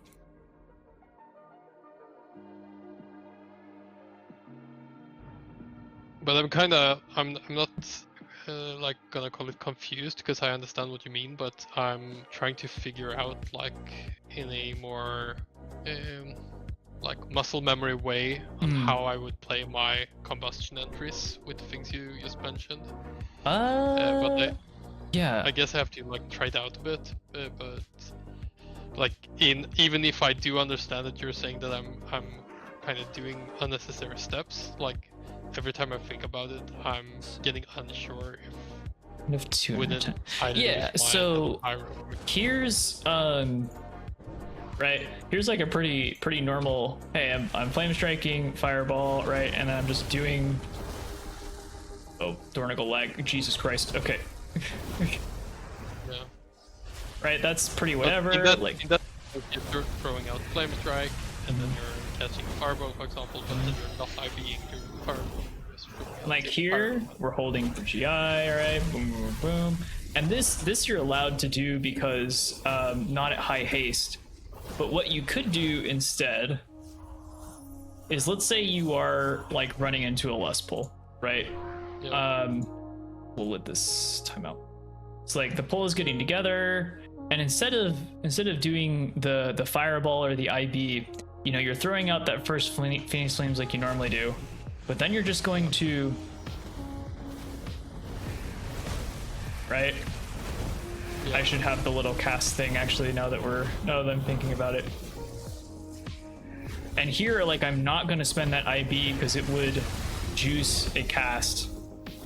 And now, right, we're saving for GI, and here, spending everything at the end, right? You know, streamer luck, so I proc, you know, hyperthermia immediately. So it's just knowing, like, okay, I'm not gonna double a spender on the first one. I'm just like gonna go straight into Flamestrike IB, Flamestrike IB, and that's just gonna be my sequence until I run out of IBs. And then when you are getting close to Burden and Glorious Incandescence, making a conscious decision to make sure a Fire Blast charge is banked so it can be spent on that IB immediately. Yeah. Because then I'm sure you can probably think of situations where you have GI, but you don't have an IB to spend it on. Yeah, and you're just like waiting to get that Fire Blast back for maybe, you know, a full Phoenix Flames spender and a Scorch spender, because you're just out of IVs, right? Okay, we spent a lot of time looking at this first pull of Floodgate. I do also want to talk about defensives at some point here, living stuff. So we had talked about how the cat, or do you want to move on to this? Have we kind of covered the damage? Yeah, sure. Bit? Okay. In a fair amount. So like the you mirrored coming into this, right? That's pretty normal. Did you actually, is there a reason you don't have your barrier? No, just bad habits. Get in a habit before you put the key in. Mass barrier, because that gets reset at the start of the key. Yeah. And you get that back for free, so everybody can just run in with the blazing barrier on the first one. We want to have barrier active, and other than that, this pull is actually decently safe as long as you don't, like, whenever the Shred Nation cast is moving, as long as you like move during it and don't take a tick, you'll be you can't really get comboed by anything other than just Dynamite plus Shred Nation at the same time, or if the Surveyor is just allowed to get kicks off. You can alter the Dynamite hits if you want to. Most healers can just deal with it, because again, it's not like you're gonna get comboed by too many things on this pull. But a good example of a pull that you can get comboed on is this. Right, you can get it. The thing that is going to be lethal to you on this pull is Dynamite plus nail gun. Right, if you get those two things together, you're in trouble. So I would be remiss to spend ice cold on that first pull if I really felt like the Surveyor was not going to get kicked. Or like if I really had to almost. If you're, well, we talked about the focus kick and how that probably shouldn't happen, but let's say something's casting on you and it's not your focus kick. I almost think it's better to just rip like I prefer Supernova over Dragon's Breath for the reason that it's not positional dependent. I would just Supernova to bounce it, because that's honestly, it's the same global investment as like G-Invis, but it just stops the channel as opposed to committing a major defensive for it, and like I'm probably safe after that channel stops. So you go into this, right, and just knowing what are our options here, right? We probably should have pressed barrier going into this, just because we have nothing better to do than refresh the barrier. We're gonna get mirrors at some point. I really like the reduplication talent in this dungeon, by the way, if you don't take it, just because there's so many things that target you directly. And do you know how reduplication works? No, please tell me. If you have mirror images out and you get hit by direct damage, normally that would consume an image, right? When that happens, you get 10 seconds off your mirror image CD. There are a lot of things in this dungeons that target you with a single target ability, like nail gun, like Dynamite, like the Demolition Duo shoots, like the sniper drone shoots. You will get so much mirror CDR, it's crazy. So very useful talent in this dungeon. Is there any other dungeon that you're using that one in? I think any dungeon, that's the first thing I drop if I need like spell steal or decurse, but okay, I mean, this is fine. Using shifting. Did you pot this? Oh, you should have potted this pull. Yeah. Definitely pot. Oh, yeah. Because you want pot this. I think I removed it because I was in a Nexus fight and... okay, gotcha. The kind of the pots for Floodgate are first pull, you want to pot. If you're still on the Shrednators at 5 minutes, you want to pot that. If you're going up to Demolition Duo, that's kind of a good second pot. And then obviously like pulling Big Mama with Lust is kind of the next one. And you just rip it on like your combustions at 5 minute CDs for the rest of the dungeon. So this is fine. And what I'm hearing is I kind of use pot on like combust as macro, but I should probably stop that because I need that as well for...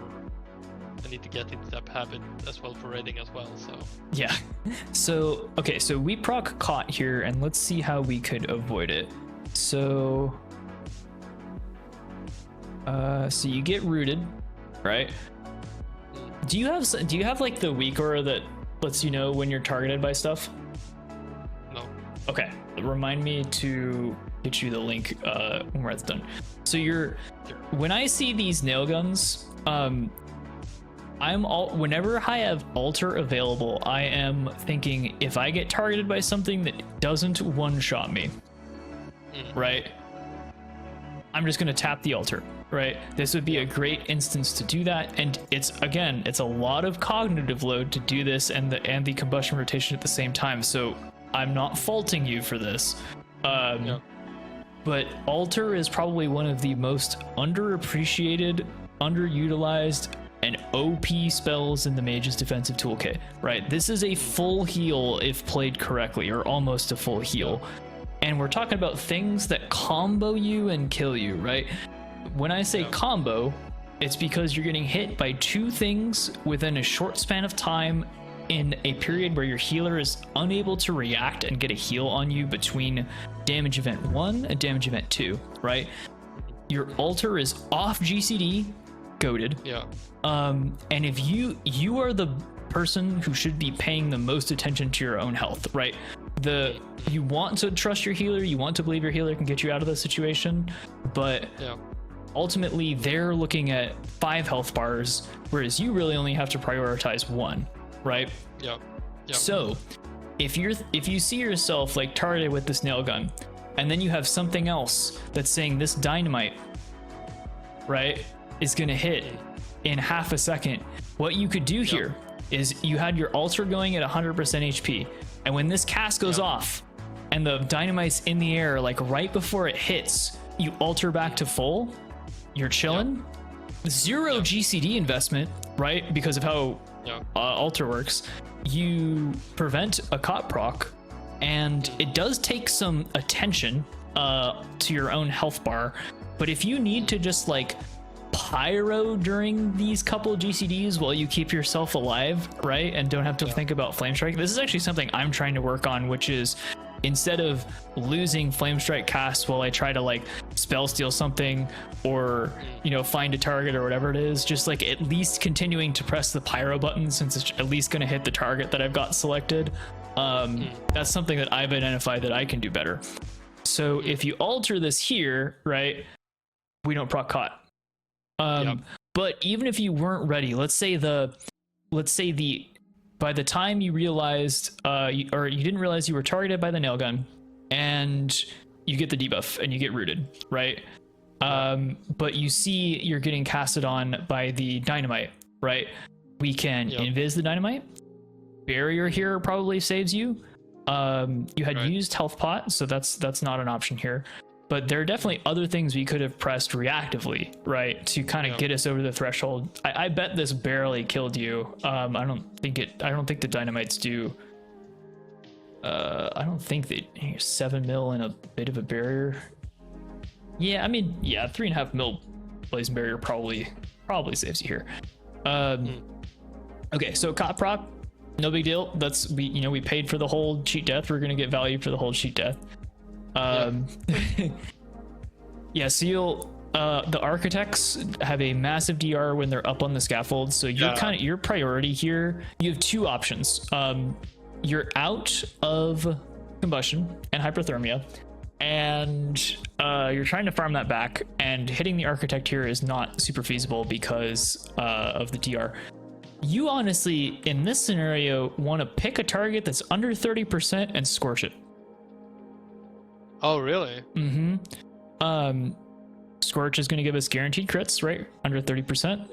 And so your job here is probably just to grab that like 17 health, 17% surveyor, scorch, Flamestrike, scorch, Flamestrike, right? Just AoE everything.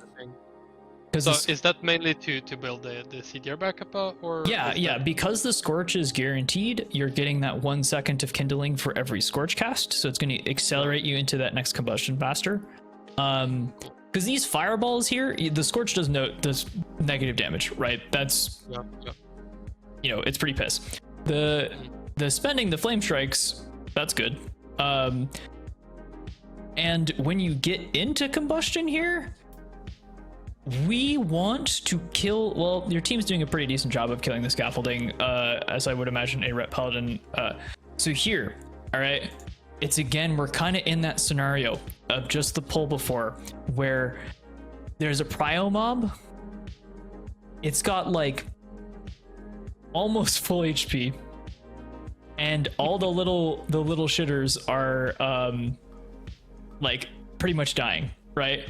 Yeah. This is a scenario where I would be pyroing, because we want to speed up the pull. We are gonna, it's like, unless your whole team swapped to it and like very ethically single targeted, it was probably going to get this construction off anyway. But again, once we get here, we want to probably tab to the scaffolding and kill the scaffolding, get the architect down. I don't hate this combustion at all. I think this is actually a really good combustion. It illustrates one of the things we were talking about. Because you rip this, you are going to get through the whole thing. Because this loader bot came in late, you still have something that you get to hit here while the next pull is getting gathered, which is actually like totally fine. That we love this as fire mages when there's like one target that we can keep hitting at the end of a pull. And like, yeah, I mean, walking into this pull with 15 seconds on the CD, maybe it could have been a little better. We want to be hitting the scaffolding here again because of the architect DR. You can see it's just taking like negative damage, right? And okay, so we find ourselves in a 1, 2, 3, 4, a 7 target pull. So a great example of like kind of the, do we Flamestrike or do we Pyro? Is your overall going to be better if you're Flamestriking on this particular pull? Probably. Is the pull going to go faster if you Flamestrike? Probably not, because of the people that we're playing with, right? Because of the classes that we're playing with. So this would, and you are pyroing, and I think that's absolutely the right decision. And yeah, this architect's getting cooked compared to the last one, right? He's at 40% before he goes back up. That's great. And what you want to do here is a single fire blast to spread ignite to the scaffold, and then this is where I would swap to the scaffold, flame strike to kill to push everything down equally. And then as soon as actually looking at this, right, on this second combustion, everything's actually pretty even, right? These mobs are at 35, 40%, 39, 20, 37. By the time this guy comes off the scaffold, you can probably flame strike. You guys are going to beat the second jump up, right? You have 20 seconds to kill him once he gets down. So this is where you go, okay, everything's dying pretty even. I'm going to kill the scaffold, and then I'm going to like cleave off of the architect while I flame strike everything together. Because why build up the ignite on the architect when everything's like almost dead anyway?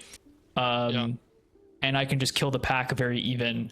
And like maybe, so once the pack's at 4, then you have a decision to make between flame striking and pyroing, because how much value do you get for kindling crit on a pyro? I have no idea. 1 second, right? Just any single target spell that crits is going to give you 1 second. Flame strikes works differently though, right? You get 0.2 seconds per crit per target hit. Okay. To a maximum of 1. So because of that, if you were to, in hyperthermia here, flame strike, you would only be getting 0.8 seconds of combustion CD per cast instead of the full 1. But wouldn't also, that mean that less than 5 targets, it would always be pyro then? Yeah, pretty much. If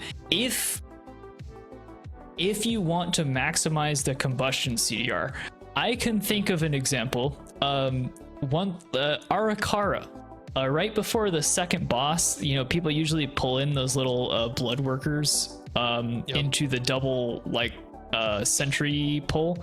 Sometimes people have to get those super late because of the pat bug, like the big guy that walks around. And sometimes we end up with just 4 of those mobs and no one wants to press buttons. I have flame striked in that pull before because it's not going to last very long. They have very little health. So building up an ignite on one and instantly killing it because I'm pyroing it and then having to tab to another one, it's honestly better to just flame strike and kill them all equally. Right. Very niche example, but just I guess kind of an exception that proves the rule where if everything is going to die pretty fast and you just want it, the point of it is to get it to die evenly and not just be hitting some little shitter for 5-10 seconds, then even if it's mathematically inferior to Flamestrike, it still might be better for the key time there to just kill it all at the same rate. And you'll probably get combust back, because after that pull we have to run, we have to gate over to skip that one big guy, you know, we have to get the boss, and by the time all that happens, I'll probably be pretty close to the next one anyway, right? Right. So just knowing, hey, there's downtime coming anyway, there's going to be a gap in between when we're pulling the next pack, so even if I don't get everything, the combustion fully farmed back, it's NBD. And also it's a boss fight, so it's not like a pull where you can kind of apply this rule to when you're going into any boss. Let's say a boss is 4 minutes long, right? You're probably going to get on a 4-minute boss fight, combustion kind of varies based on shifting power, whether it's going to be, you know, 30-40 seconds between them, maybe a little more. So maybe on a 4-minute boss fight you might get, what is that, 240, you might get like 6 to 7 combustions, right, over the course of that boss fight.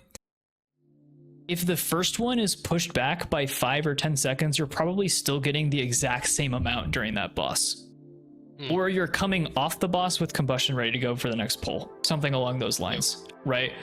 And because it's going to be roughly the same amount either way, unless you are, it's like a, you know, if it's like Big Mama and you know you're pulling in a bunch of stuff and you want to like nuke that first set, yeah, I want combustion ready to go for that. But if it's like it's like the first boss of Dawnbreaker, where, you know, I'm gonna fly over, and if I have to just fireball the boss for 5 seconds, it's no big deal. I'll use the combust on the back half of the, you know, I might go for the third combust on the back half of that 3-pack before it, because it'll just get us through the pull faster. I might even gain a use of combustion as opposed to sitting on it for 10-15 seconds or something while I scorch, you know, one web guy. So anyway, but I think leading up to this pull, I think it's a good example of why I'm kind of hesitant on doing that, because in this pull I did pull the combustion, leaving the last platform, going over the water, and I went into this pull down here with like 15 seconds left on the timer. Yeah. And I kind of feel like I miss a lot of the fight with combustion when I don't have that up in the first 15. Well, yeah, I mean, on the architect, let's go back actually then. So you see here yeah, so the architect comes down, shifting power, and you rip it, and I think this guy's probably at like 200 mil, maybe a little less on a 17, probably like more like 100. And you get through the whole thing and you tap just fine, and we're in hyperthermia. And let's say that loader bot wouldn't have been pulled either, then I would be at like 40 seconds when I'm crossing here. Yes, that's true. But also, if that was 100 mil you said, then maybe your rule of 300 still would apply there. Yeah, let me watch this start to finish. So you go in with, we start combusting here, which, I mean, we talked about, if you have it here, you should press it. We talked about how you just like, maybe it was a rip the third one on the pack before, and then you're farming it back here as this pull gets gathered. But as it was currently, this is fine, right? So you go into this hyperthermia, good health pot there. Boom, boom, boom. Yep, flame striking, totally fine. And right here, oh yeah, you start shifting. Okay, so here's our first shifting power.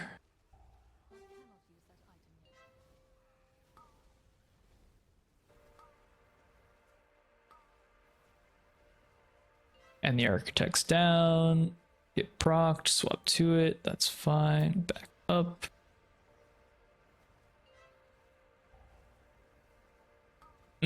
So we could say that right here, if you start scorching the surveyors, right, Yep.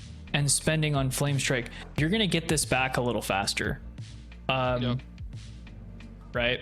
So maybe you get your combustion, let's be conservative here, 5 or so seconds ahead, right? And you combust, you know, and we sit on it here for 1 or 2 seconds, kind of what you were talking about with the maybe the extra scorch that wasn't necessarily needed. And I think it's fine. Let's see, I think you guys had a death here, which kind of threw stuff off too.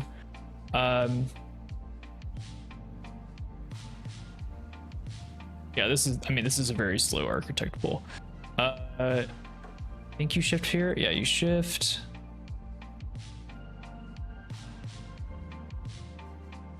So maybe if we've gained those like 5 or 10 seconds over the course of this pull, maybe you end up you're out of hyperthermia 5 seconds earlier, and just pretend like this is 5 seconds faster, right? And we're already shifting and we're at 17. We go straight into the next combustion, which would be now, right? Yep. And just so it's like kind of the little things adding up over the course of that pull that delay everything a little bit.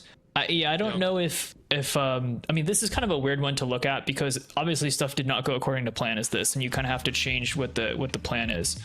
Let me look at this particular sequence because we've got 2 Fire Blast charges, so check. We've got 2 Phoenix Flames charges, so check. We should have ammo going into this. This was at 407 into the key.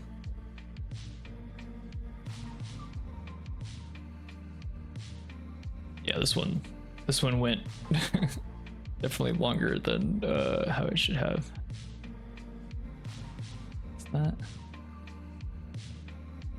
Oh, the timers are all wrong. Oh, it's because you guys changed it. That's right. Okay, so 407. Is that this one? Assuming that it is. Oh, was there a hard cast pyro here? Maybe there was. Oh, it was? Maybe. Let's see.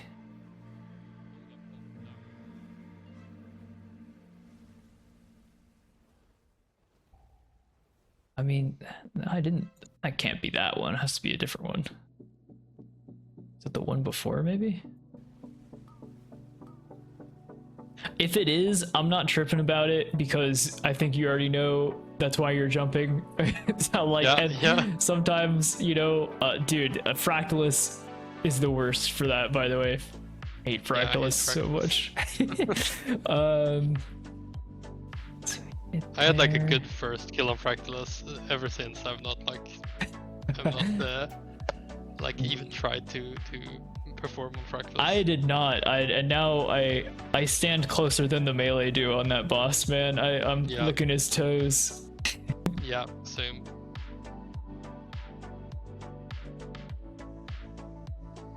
Okay, this.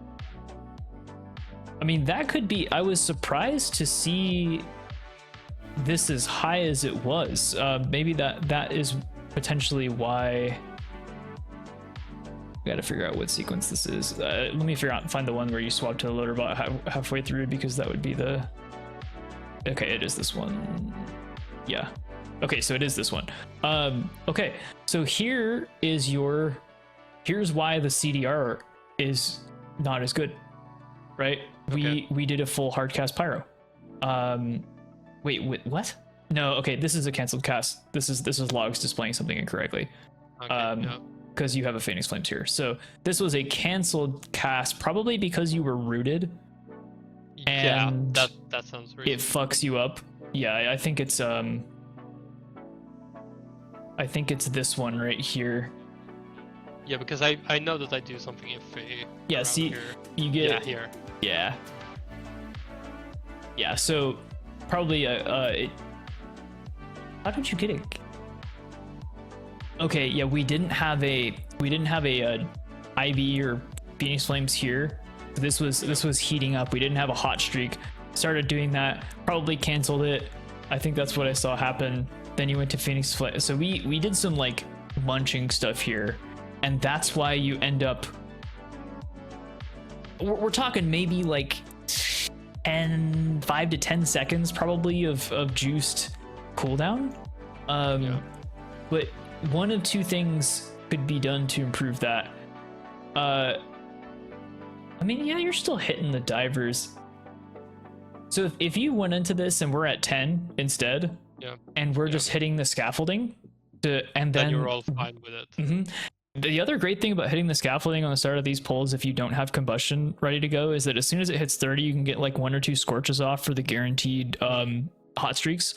And then as the architect drops, and then you just let her rip on the architect, right?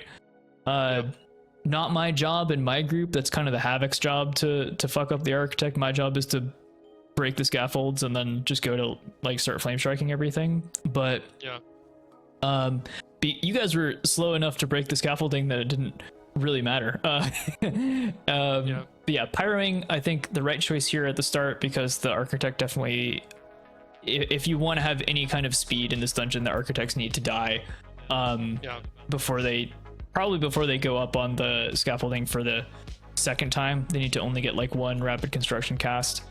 So I think, this is just kind of what we've talked about, where it's the little things can kind of like compound with fire, where it's going to offset some timings, and like the more consistency you can find with that, the probably the better it will feel, even if you aren't coming into a pull with combustion.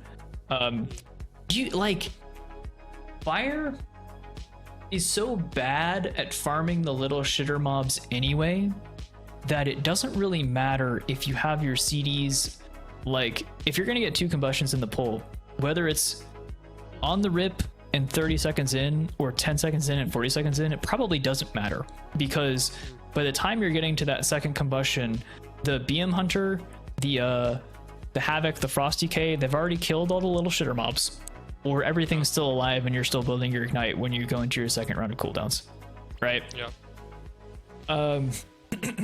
So as long as I'm not so far behind with my combustion that I missed the entire first, like, as long as you're not losing casts, and like that can go 2 directions, right? If you sit on it for too long because you're worried about not having it for the next pack, that's just as bad as ripping one and then not being able to farm the cooldown reduction off of what's left on that pack, and then you lose a use because you have nothing to hit right during your combustion, and you lose a bunch of CDR there. So good shimmer. Also, this is an interesting one, I think, because here's 2 high value targets, and I can like only pyro one of them. So would I focus on one to get the control destruction up, or would I, like I do here, like switch in between to get the switching is going to make the key go faster, and it also probably isn't going to hurt your damage as much as you think, because you were you flame striking at the start of this? I didn't see. Because you're flame striking at the start of this, right? You probably have like single digit stacks of controlled destruction until this point, and you actually start building on 1. I do make a conscious effort on this pull to try to hit a different shredder than the one that my Havoc is, but if I have to swap to kill them evenly, again, speed the key up by whatever means necessary, right? We've had conversations in our group on, like, Dawnbreaker mini bosses. Ideally, the Warlock is the one that in our group that will like try to even them out, because he loses very little for swapping targets, right? Whereas I lose more for swapping off that mini boss. But if you're in a pug group and you haven't like mashed these things out ahead of time, do whatever you got to do to make the key go fast. And so swapping to the higher HP one, 100% the right play.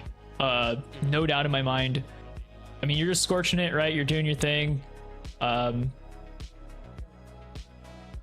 I would have probably shifting powered immediately here. Right? Just get it on CD, but this is fine. So you do your thing, you're hitting Bront, that's the right target on this pull. Here's another great example of a time where you might be worth to potentially delay GI if they're separated and Bront's running back into quick fuse. To like delay it by one. Again, I wouldn't do it for very long, but if you know like the next hot streak you're going to be able to hit them both if you wait a bit, I feel like it's worth it to do that. Yeah. But yeah, this is fine. So this boss, I don't know if you know this, on a 20, the quick shots one hit me. So this is the quick shots, yeah. yeah, so this is the quick shot boss. So I made a week where one with my elemental here, because with my shaman here, because I'm pretty certain that I die from one, but he was pretty certain that I would survive one. So yeah. I've been like the last few keys I've tried on 17, I've been using the shield, just to get like always have the shield up to. Have you ever seen this website? No, I've never. Oh, I'm gonna send you this. Yep. You put your stats in here. You put the key level, and there you go. Like, here's how much. So you probably on a 17, pretty good. Yeah. I die through Mark Devo, so I need to have barrier or the shimmer shield or mirror. Right. And on this boss, you kind of have to save ice cold for if you get the dispel while you're getting shot. Yeah.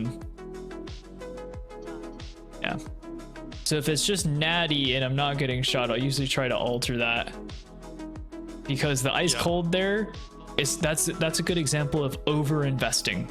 Right.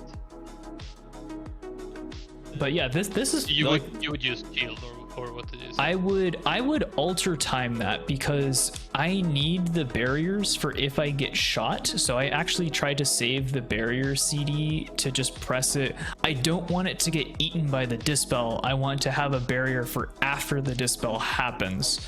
So I'll alter the dispel hit to get me back to full, and then I'll barrier. But that's a 20 specific adaptation that you probably don't have to do. So I barely lived this on 19s. But yeah, I press mirror on cooldown on this fight, and if I'm ever just like not doing anything else, I just rip the blazing barrier. But so yeah, you guys are definitely, I mean, you had some deaths and the architect stuff was really slow, so I'm not surprised to see the lust already up here. Yeah, you did. Movement was really good on there. You're doing totally fine. You guys go straight into this. Yeah, you do. Okay, so this is the single demolitionist crab. Yep. Pretty normal pull here. I like to mark one of my snipers with that focus macro, so I can just have a circle marker that I'll always kick the trick shots on, and I don't have to try to find the sniper's mid pull. Yeah. This is fine. Just doing your flame strikes. I like to cleave off of the demolitionist on this pull, because you need AoE stops, or you need, you know, stuff to interrupt the reloads as long as it's alive, and so killing it kind of reduces the cognitive load that the group has to do. Once it's dead though, I actually like to swap to the inspectors, because they're typically much higher HP since they jump out. This will require you to spin your camera occasionally if they jump behind you. Oh man, oh no, we got cleaved. But yeah, I mean, what you're doing here, totally fine. Flame striking, you know, just doing the stuff. Shifting off the first one, that looked good. But what I would do here, out of combustion, okay, so this is something we've talked about. Hit a target under 30%, just scorch some stuff. Get your job there. The fireballs on the 40% HP target are meaningless. Getting back to having combustion again is our highest priority, and our scorches are our easiest path toward that, right? So yeah, here I would be I would be like I'd have the high HP Inspector selected probably. And at this point, I would have swapped to Pyroing, right? So as soon as I got here, probably in the Crabs die, I would pick that 30 HP Inspector and I would start Pyroing it. Yeah. Right, because that's what's gonna speed it up. And oh yeah, do you have like Parapodia or a trinket that does the Lumithar one, does that just sim really good for you? Is that where you're using it? It sims a tiny bit better. Okay. It's really close though. I think. Do you ever find yourself like? Nice shimmer. Like getting the orbs takes brain power. Like I've not been like I've not been hunting them like you see here. I'm not like going out and picking it up. So sometimes I do that, but that's usually when I have the brain capacity to focus on that. So I would say no, but maybe I'm missing like uptime on it then. Yeah. I'm gonna hopefully use my last dinar, or maybe I'll get it in vault to actually. I want to try Ritual Forge with I got a myth track Lily this week, and so I'm testing on use stuff for some dungeons. Like I feel like Dawnbreaker might be really good for on use. Your stuff here. Let's see, how many targets do you have? This looked really good. You got back to your next combustion instantly. Have you ever just done the fireball combustion Phoenix Flames at the end of the fireball cast entry? Have you ever done that? No, I'm not. Okay. That one, if you're ever walking into a pull like this with no heating up, that can be a great way to instantly enter combustion at high, because it works at any haste too. So the way that works is you just fireball, and at the very end of your fireball cast, you just combust Phoenix Flames. And so they both land, you get hot streak, and then you just go straight into your Flamestrike IB.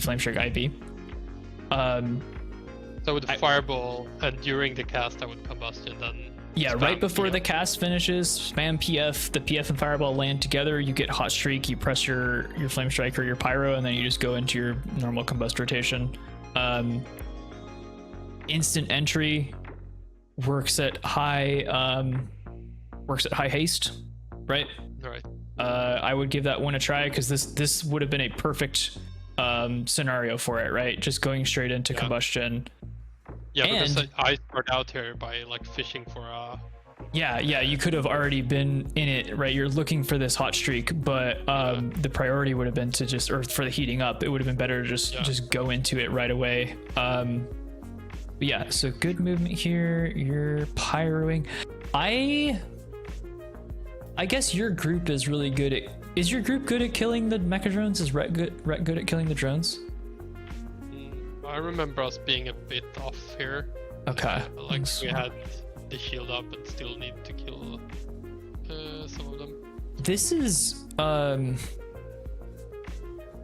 probably a scenario where you want to Flamestrike, because you were at I mean, you could start pyroing here. Here is where I would start pyroing probably. The dream scenario on this boss is that you combust, you get back to your next combust instantly like you did, you shifting power, and then you have like a fully loaded combustion for the burn here. Because you don't shifting power at any point during this first part of the pull, look at how dry we are going into this combustion, right? We don't even have a full IB, and we have just a Phoenix Flames. So probably would have been better here to lit your at the end of this hyperthermia, right? To let your team finish off the mecha drones and just rip the shifting power, right? Right. Even with the hypothermia. Did you proc? Oh yeah, did you proc it here? Did you proc it? Yeah, I proc it. Yeah, I guess you did proc it. I mean, I guess I would have not procced hyperthermia here because I would have been in shifting power at this point, not scorching. Yeah, the fact that you procced it, man, I guess this is another Kelt the Prophet here. This might honestly be another situation where you have combustion, but you have no charges, and it would have been good to shifting power there to get some IVs back, because you end up really dry on. How close were you to? I mean, you have 6 seconds. You have GI, and you're already 5 stacks toward your next GI. Or no, is that the cool? No, yeah, you actually. No, it's fine. You get. Okay, yeah, you go straight into the next one because you were spending the hot streaks for hyperthermia. You were building toward the next GI while having the previous one, which is pretty nice too. Okay, once you get here, I have tried this. I have tried flame striking the drones. I have tried pyroing the boss. It is better to pyro the boss 100%. Especially with your group, I feel like the Divine Storm and the Unholy DK in this scenario should kill the stuff. Yeah. Let's see. I mean, okay, so you guys are 18 minutes here. You're on Big Mama for... I don't know how reliable this is in pugs either, but we try to like stand along this area and always bait the drones to a specific bait the drones charges toward the edge, and then we always send the sonic booms ahead. But All right. I mean, yeah, this is fine though. So you guys end up defensive. in 4.5's not bad. It's a pretty decent Big Mama time. I like that. I like that shifting power. Wait, we'll see if I like it actually. Yeah, it was good. I think it was good. Maybe you didn't need to do it because it looks like this takes so long that the combustion comes back, or would have come back anyway. Yeah. Okay, yeah, they took way longer to gather this. If I were in this scenario, 25 seconds. That one's kind of a toss-up. I'll try to like shimmer and cast fireball on the 2 little guys while the tank's gathering the pull if I don't quite have combustion back at this point.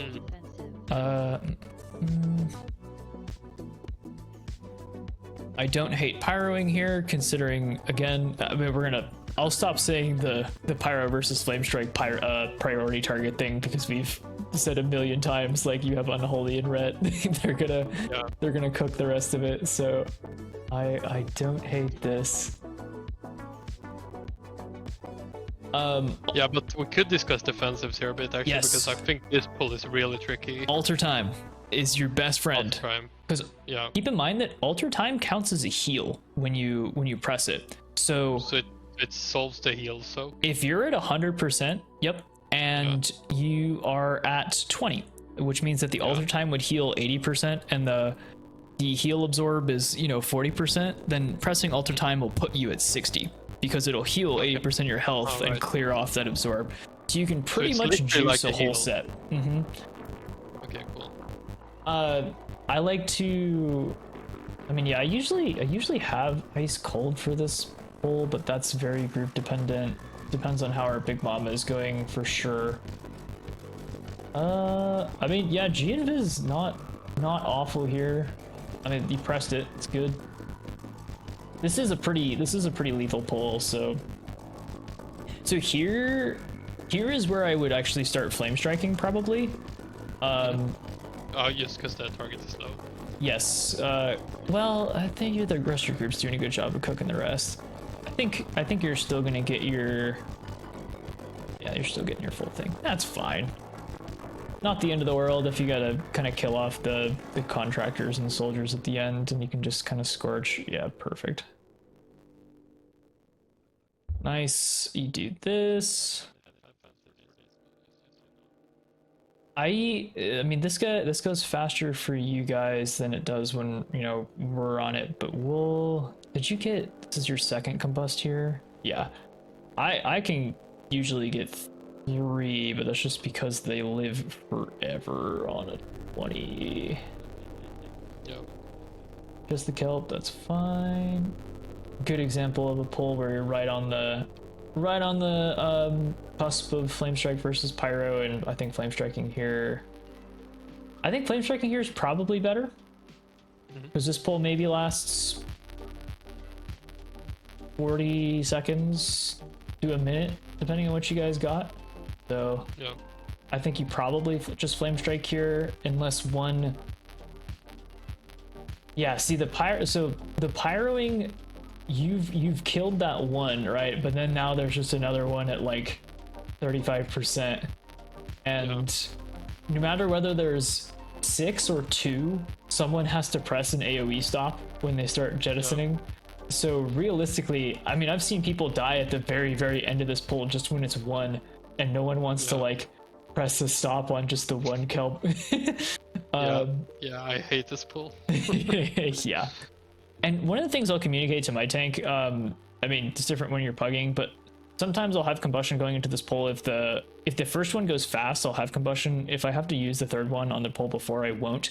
I'll tell the tank, like, I can get the first 2 stops. If I don't have combustion, right? Yeah. I'll just handle the stops while I'm out of it. I'll probably still get my 2 combusts on the pull, that pull, no matter what. Ooh, 6 divers. Okay, nice. Yeah, because Is this the pug route normally? No, it differs actually. It differs? Okay. Yeah, some people drag the half of the divers first. Okay. We do 3 onto boss and then 3 onto boss. So Okay. yeah. But yeah, with the algae or moss giants, I usually try to get my interrupts in between my combustions, but I'm not really sure on like what to look for when I do the AoE stops. Like, should I wait until multiple people are casting, or is like... Yeah, so like it's obviously harder when you're not in a coordinated group. One of the things I could probably recommend here is you're using Omni CD to track a lot of things here, right? What I like better is that I've separated stuff out for myself. So Yeah, I know this because I asked you the other day about some of the things that you were tracking. So if You I like said pull up OmniCD. so if I pull up Omni CD, same thing you're using, right? Yeah. Here is defensives and it's really just defensives and some offensives, right? I'll look at that. That's part of my other, like, do I combust at the end of this pack type deal if I see people have CDs active? No. Here's AoE stops. Here's kicks. Here's externals, right? So it's not this mass of abilities of these icons to the left of the player frames. This is just AoE stops and nothing else, right? So and honestly, I could probably break this out into its own thing too and probably put it over here. That might make more sense. But this is probably tough to track who's got what, because there's just like 20 icons, right? All just sitting in this corner. Breaking out the kicks and the AoE stops might be really useful for you, because then you can see, okay, I don't even think do we have AoE stops? Is it possible to share like the OmniCD profile? I'm not sure. I think so. Yeah, let me remind me. Let me add that to my notes. I can do that. Share. Let's see. What? Okay, so you guys are going into Swamp Face with 10.5. Yeah, the timer's pretty cooked at that point. What would you like essentially need in time to finish this at this point? I think our rule is that if we're not pulling, okay, we're doing 2 sets of divers on this boss. We're skipping the double jump starters at the end. Is that what pugs are doing or no? Double what? At the very end before the last boss, there's those 2 jump starter mobs, like the 2 guys. You do them? Yeah. Okay, yeah. If you're doing them, you probably need 13 to 14 minutes when you're getting on Swamp Face here. For us, because we're skipping them, I think we need like 12 maybe. That's actually something I also learned from your video. I'd never seen a mage do the invis skip that you did on the Ecodome Aldani. Oh yeah, the Sentinel. Is that possible to do the on this as well, than for the 2 mobs? Oh, it's okay. It's possible. It's very, very hard. You need to have ice cold for it, or you will just die. Yeah. That one took us a while to figure out too. We had some inconsistencies with it because we were using a gate. You know, Prop Paladin is much harder to do that skip than Vengeance. Like, it was a very common skip for Vengeance DH last season, but it's much harder for Prop Paladin to do. This is a good boss though to talk about before we get too far ahead here. Defensives. Yeah. So before, yeah, you will see. I can foreshadow that. Okay, so we're sitting on Combust for a while. We get the mirror off before we get into Combust, so that's good. One thing I would try learning how to do on Swamp Face, and if you get good at this on Swamp Face, it will carry over to other stuff. Look at your health bar during this Awaken the Swarm cast, or Awaken the Swamp. If you're close to full HP, hit altar time, and then wait for a couple ticks here. Watch your altar spot. Yeah, see, okay, so you did altar, but because you didn't do it until, this is actually a good altar regardless though. You still got a fat heal for that. If you would have altered at 100% HP though, you're even more chilling, right? Like, we had a moment here where you were pretty much full, and this would have been the best time probably to hit the altar. You hit it here, which, I mean, after one hit, at least you're thinking about it. That's good. Yeah. The altar pretty much gives you a free set. It happens to everybody. Don't worry about that wave. Every time. So you can kind of like altar, mirror. You can, if you have nothing else to do, pressing barrier right before you're planning on altar can maybe eat a tick or two of the ticking damage so that the healer does top you before you get the altar. That's something that you can think about. If you know you have no images, it's time to G-Invis, but there's a AMZ, so you probably don't need to. You mass barrier that too, fine. Yep, not committing anything else there is totally okay. Ooh, caught. Okay, so it was probably just the wave ticks, I'm guessing. It's double wave. Yeah, there was a spot that way, but Yeah. it's pretty chaotic. It can get rough on this boss. Yeah, it happens. So again, hopefully we're doing this. If you're ever moving, interesting. Is your healer standing with you here? Okay, there they go. They move out to the outside. Okay. Yeah.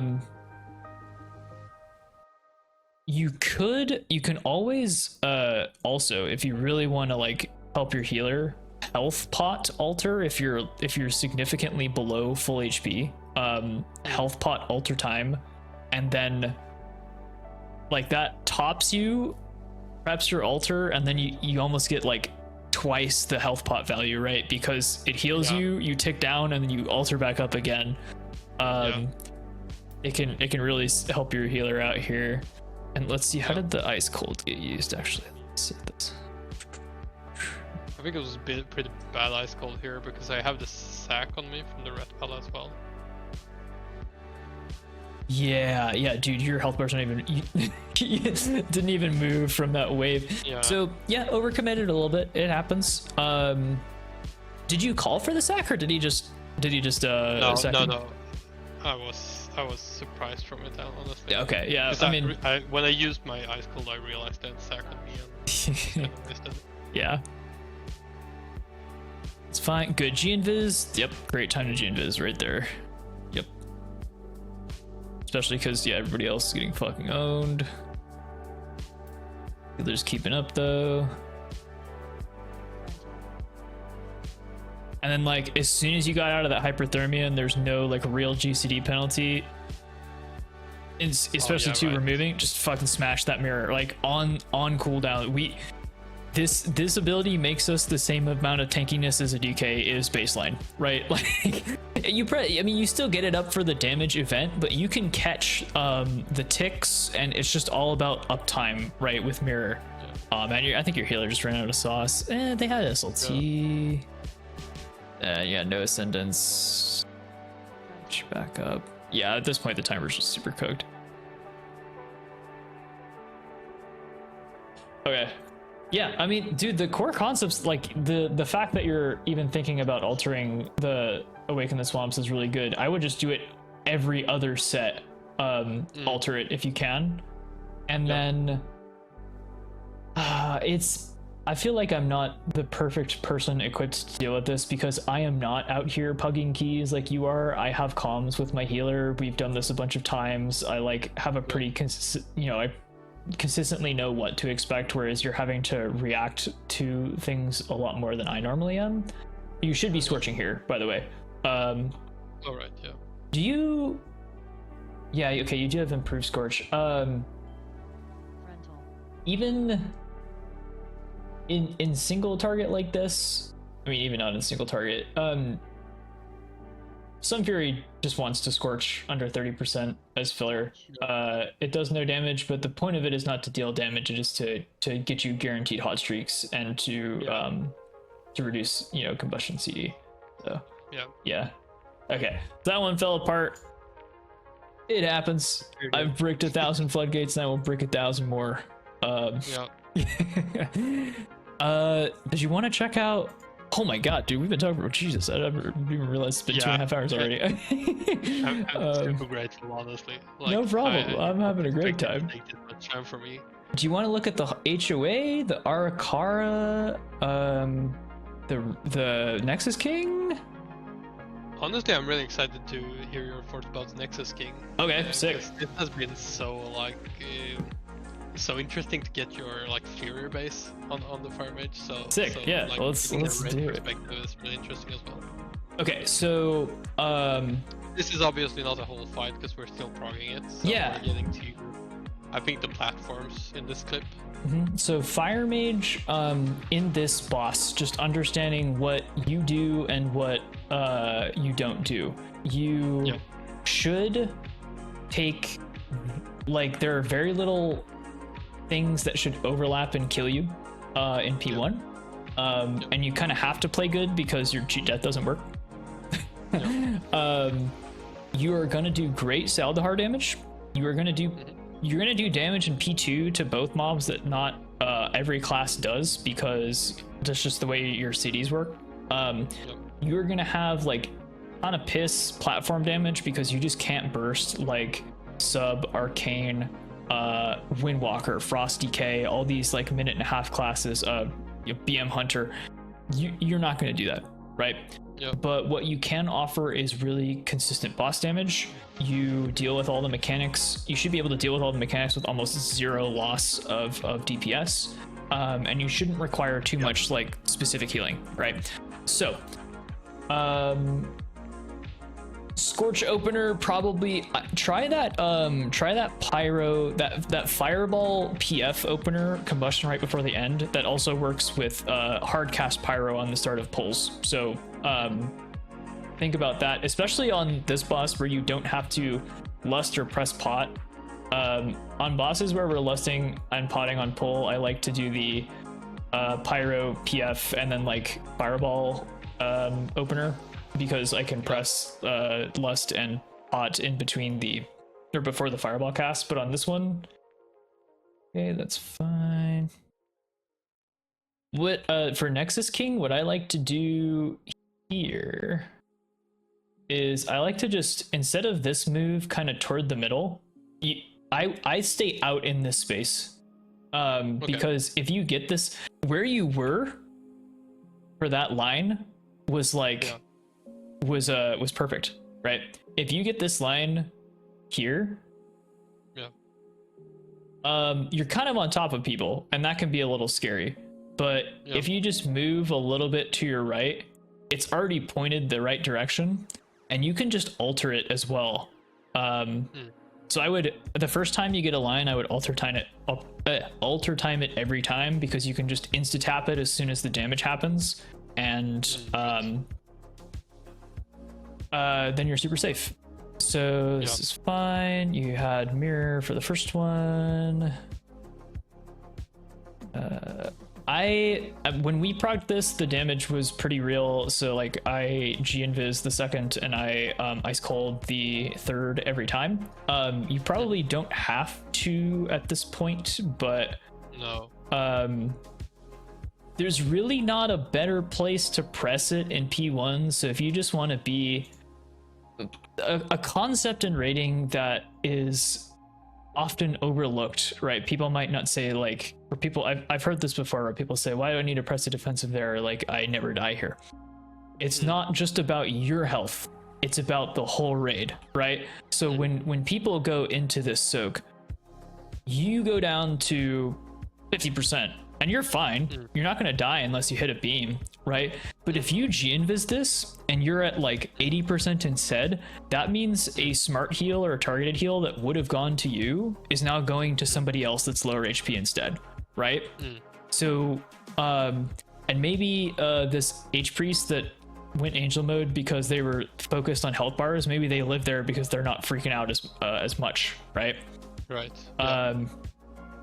So I think there's a time and place, like when you get to reclear and that's your time to just like full, scum the boss and just if you want to parse horror, like go for it.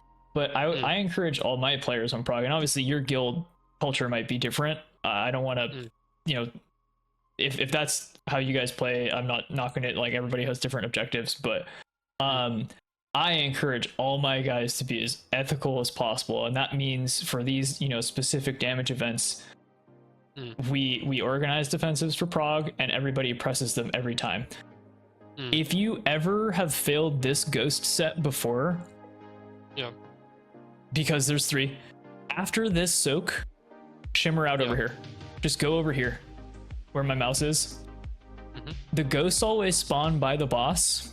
So if you're way out here in Narnia, the cone that they spawn in is like absolutely tiny, and it makes that particular set just free as fuck, because it wasn't this day, it was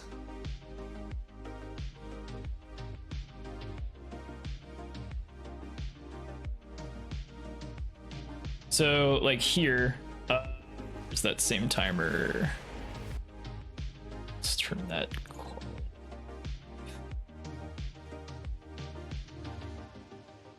So like I stand back so that the arc is smaller, and then move in, get the soak. You'll see I'm pressing ice cold here because my HP stays full, and we're SLTing there, so like my HP is literally the raid's HP.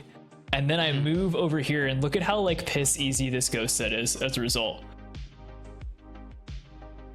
I have to move like 2 degrees, right? Like it just makes it so so easy to deal with that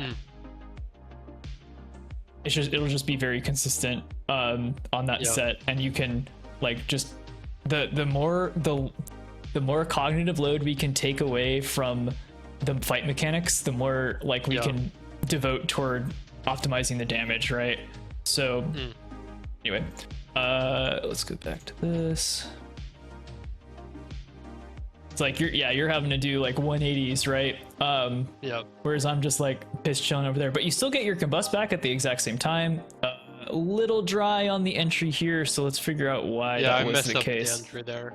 Okay, so because I have like jump to my scroll wheel, and then I also have combustion to the scroll wheel, but the other way around, and sometimes that messes things up. Yeah, what I'm seeing here is you're doing all these little dodges, right? To avoid the beams, which you absolutely have to do. But we're the whole time during this, are we? Where's your shimmer charges? Right above the health, in a small blue line. Oh, those are cool. Okay, so this whole time we're sitting on a shimmer charge, right? Where we could have just like blinked 3 lines while still casting. Yeah. This, by the way, the invoke the oath cast here, raid damage in 3, great thing to alter. This is a great thing to alter time. Yeah, you can just. Right. So boom, boom, boom. We go here. Yeah, it's a bit of a scuffed entry. Probably just because you're moving around so much and you're filling this movement with spenders to get hot streak, but we can't do that. We want to be, right? We want to be, if possible,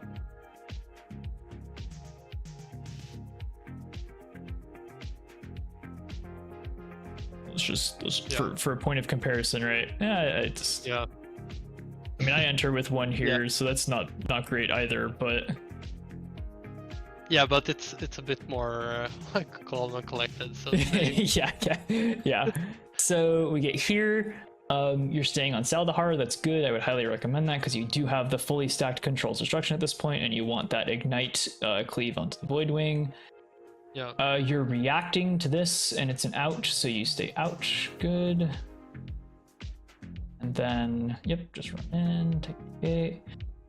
Taking the gate is foolproof, and it's nice because it saves you a shimmer charge for the platform or for this. So I would recommend that instead of shimmering in.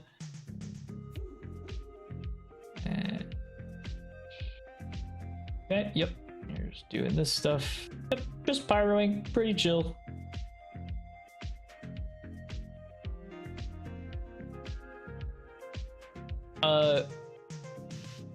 A giga good baits here because you're this mobile class.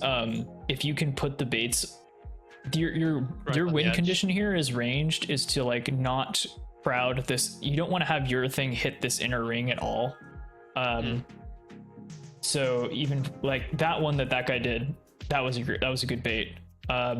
So okay, depending on your guild's damage, you may get 1 combust here, you may get 2 combusts here. Let's see why. 2 in. Why did you not have? Let's see, which poll was this? Should be.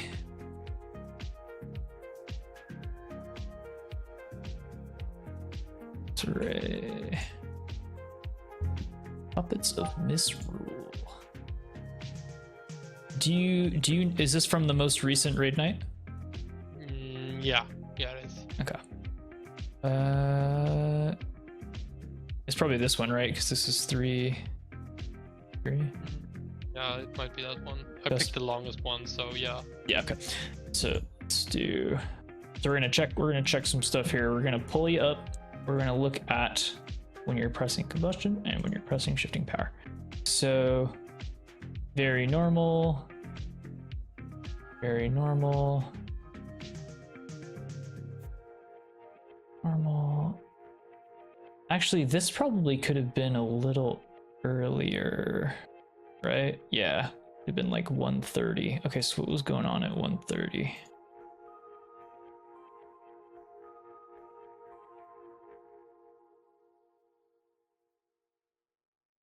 In combustion. Okay, no, you're just in hyperthermia. Okay, so then this is happening.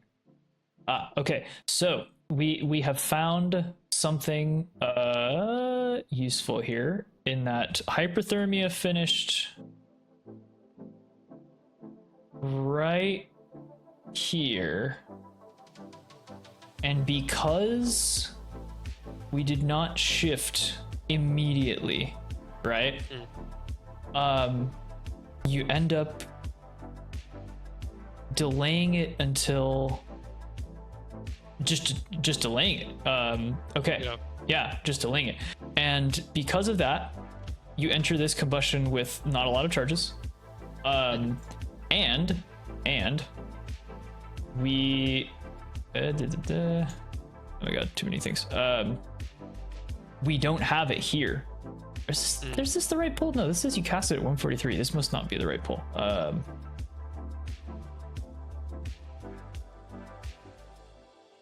This one?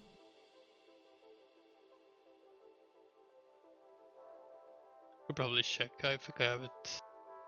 Yeah, if you can figure out exactly what pull that is. Well, both my mouse and keyboard is dead because I haven't touched my computer in so Oh, no. long.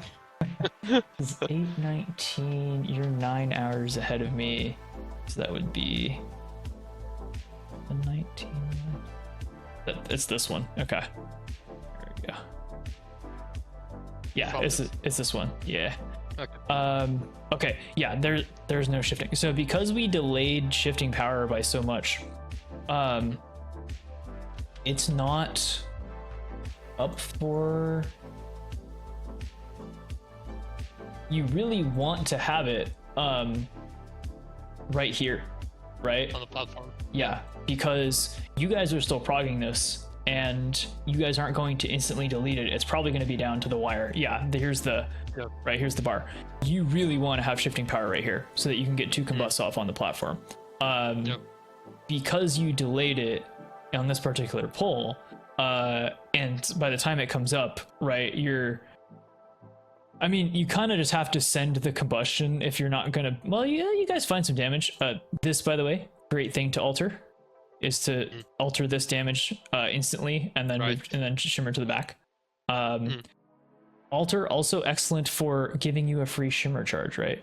Okay, so you end up sending the combustion to beat the timer. Totally fine. It's going to, you're going to get punished for it on this particular pull because, oh, the other side just dies. So, but if you were able to combust a little earlier, right, then you get your combustion back and you get that full combustion and hyperthermia before you're back down on the platform. Let me pull up, let me look at the, did I combust twice on the prog kill? It's probably a better comparison.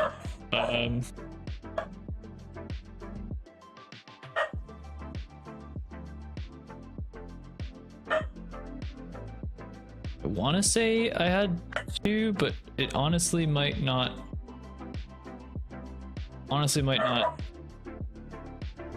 Just the one. Yeah, I think I calculated that we were gonna beat it, and I wouldn't get the full combustion value, so I just held it and combusted twice. Because you can fit 2 in there, and this was I didn't have combustion at the start of the burn, but you do so little damage in the burn anyway compared to everybody else that I think I still, like, yeah, I mean, I still end up with 1 during the amp and 1 right out of the amp. I don't know if that was necessarily the right decision, but pretty sure I did, like, I wasn't beating the BM hunters, and apparently the Red Paladin's overpowered as well, but I don't know, like this is a great example of the first time we killed it, I'm raid leading really fucking hard, and then and then the second time we kill it, I get to actually like like worry about myself a little more. Let me see if I did anything different, because I know yeah, I absolutely held an intermission because we nuke it. And then yeah, twice in P2, once in the burn again. Yeah, so so how that actually looks is with the exception of holding for the intermission, right? And like obviously pressing combustion here would be awful.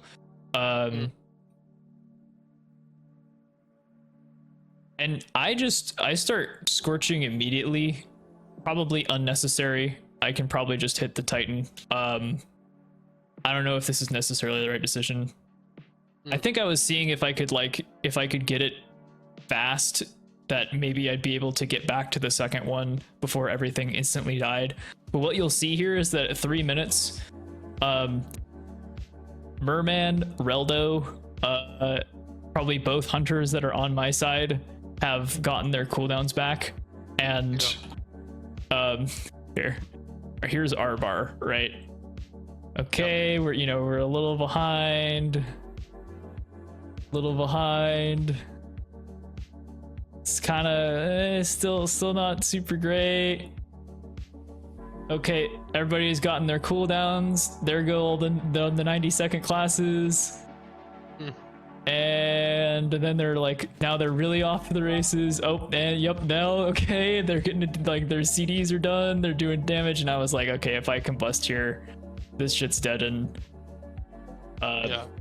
you know, 10 seconds. So but what that does let you do, if you kill the platforms fast on this boss, it actually just like AFKs for a bit until because all the timers are fixed, so it kind of just lets you do this, hit the boss for a bit. Yeah. And then does your raid know like that whenever you do the second of these, that it'll be the exact opposite of the first?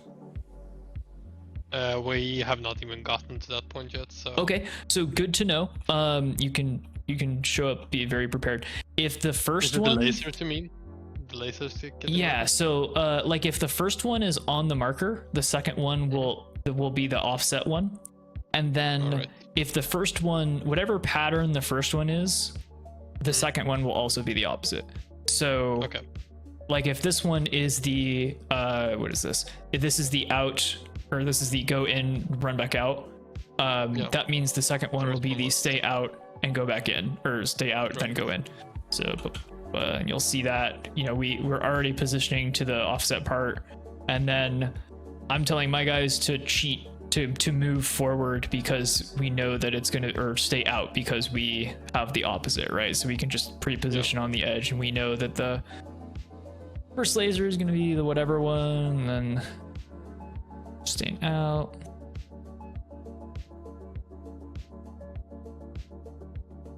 So yeah, I thought, I don't know if this is actually better or not. I need to compare some logs, but I figured just pressing this shit on CD was better than like holding for the burn for 10 seconds.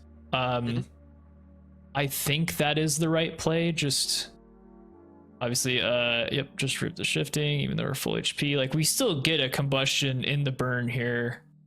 Yeah.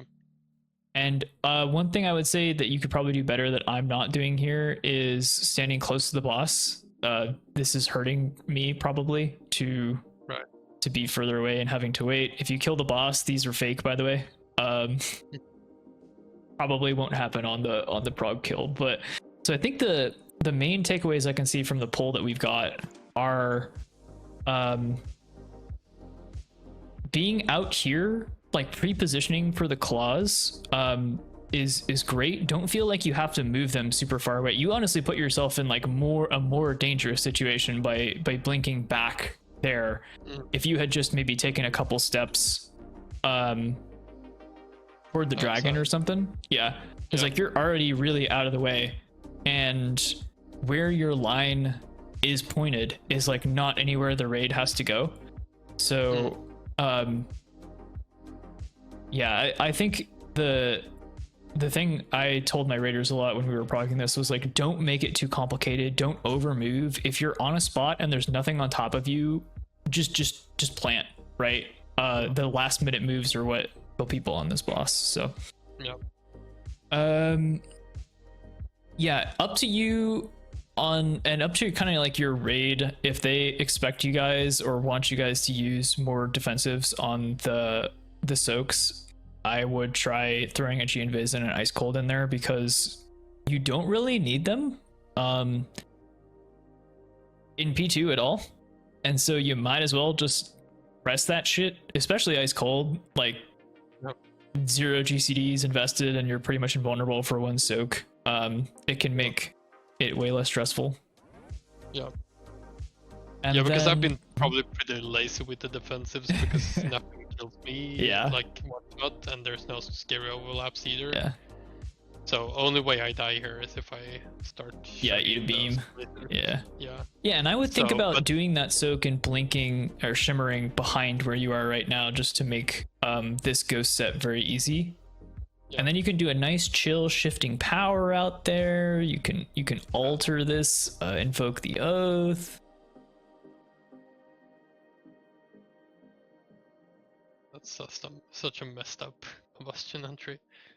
Yeah, I mean it's all solved by shifting at some point before this, right? Yeah, You but I just also to get your- interrupt the fireball there for some Oh. reason. Extremely- Yeah. But yeah, let's see how that happened actually. I think I jump in the middle of it or something.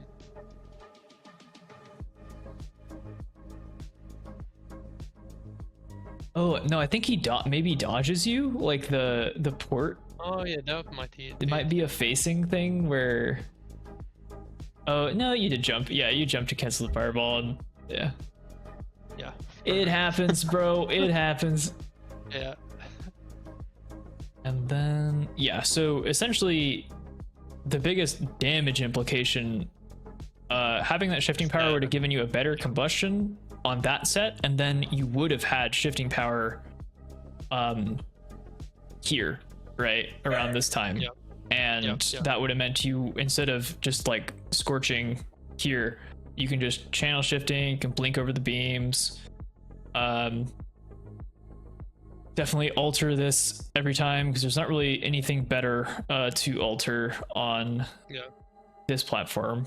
And then if you get that combustion off sooner, doesn't matter because you guys wipe your anyway, but you're through your combustion by the time these Reapers are dead and you're porting back onto the platform. So you haven't lost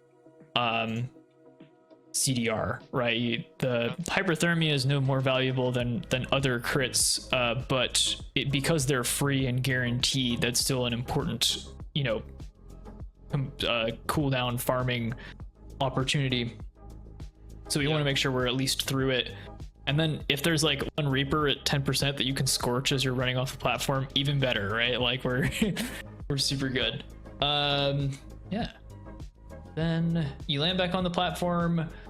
You probably, because you guys are slower on the platforms, you land back on the platform, you get one combust back for the second set of beams. You will probably not be able to get back to that second combustion until the amp is about to happen, and at that point you probably should just hold it if it's going to be less than 5 or 10 seconds. You can shifting in the middle or not, depending on how much cooldown reduction you're, like how well it goes for you during the actual burn.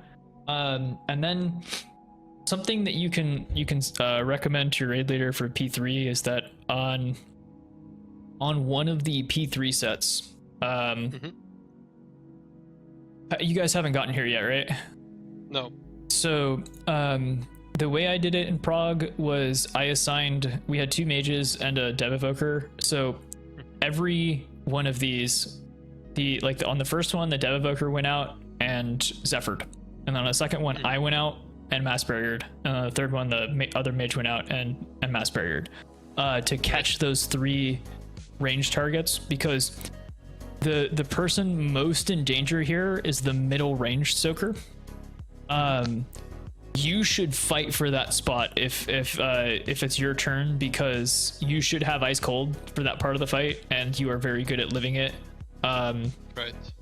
If there's hunters, you know, let them turtle it too. They're pretty good, but of all the classes that can like sit in that middle spot and not die, you are absolutely one of them. Other than like, that's really the only spot. Damage in the middle spot.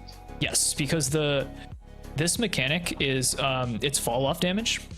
So this person takes fall off from the 2 people next to them, right? Right. So they take the most. Yes. Other than that though, like the boss will probably be a little higher HP for you guys. I missed a cast there, I didn't turn fast enough. You can shimmer these, it makes the ring very chill, or you can just walk through. My advice for this is just, when you have decided to walk through a ring set, just commit. Don't, and the longer you wait, the bigger they get. So you want to just like commit to the move if you're gonna do it. And then what is the other stuff? I mean, this is like nice little single target burn where your mobility comes very in handy. Like I'm calling for the middle spot here on this one, right? Like it was like, it's me. And then obviously if you want to you can delay your ice cold to right before it hits, so that you kind of are super safe during this sequence, because while the healers are getting pulled, there's a little more going on. This one's just kind of like a walk. It's if you guys, you obviously have to place it right to have this kind of same pattern, but Yeah. Where's our first one actually?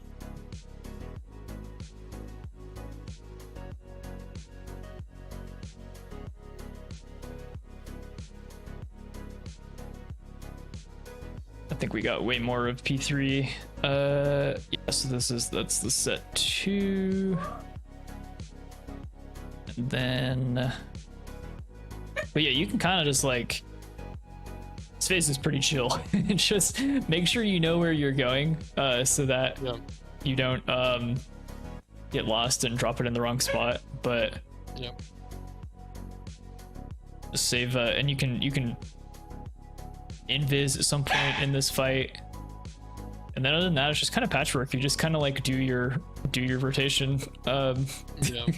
Make sure you keep up IS, good combustions.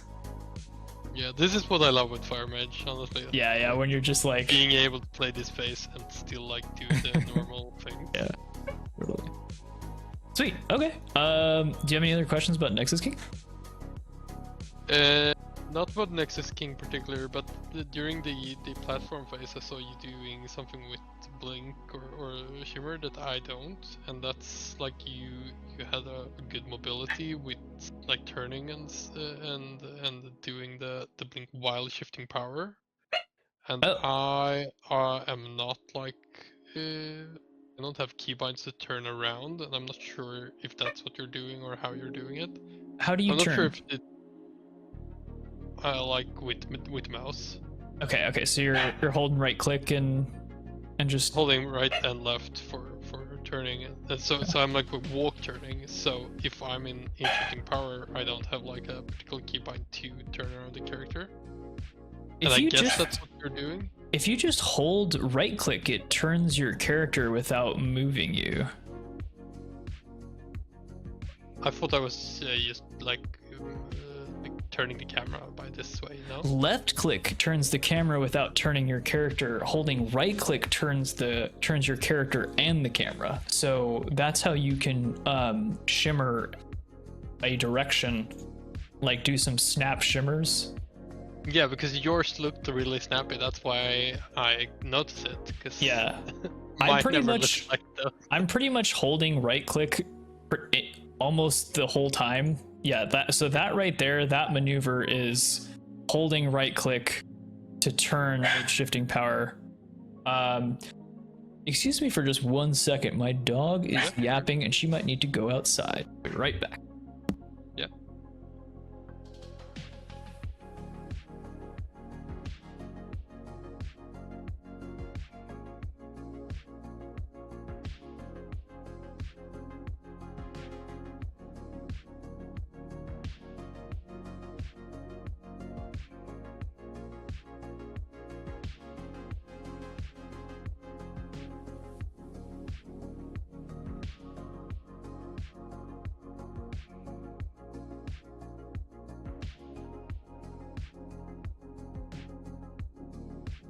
Thank you. Okay.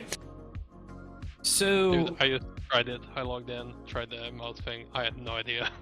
There we go. Okay, now you're gonna have insane movement too. Yeah. You pretty much funny. Unbind your keyboard turn buttons. Use them for something else. You want technically. I mean, you want the strafe buttons somewhere, but just right click, turn the camera. Left click is how you can, and you can also, if you need to like keep casting on something, something that you can do is like, let me show you the thing here. I should have just stayed logged into WoW. I don't know why I keep opening and closing this.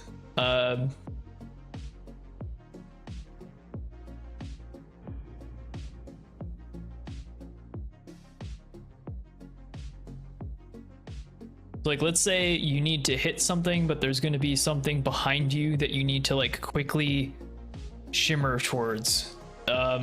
This is very rare, but it's pretty sweet when you do it, right? You could left click turn like this, right? Turns the camera, and then it's like, okay, shimmer time, right click, go, and then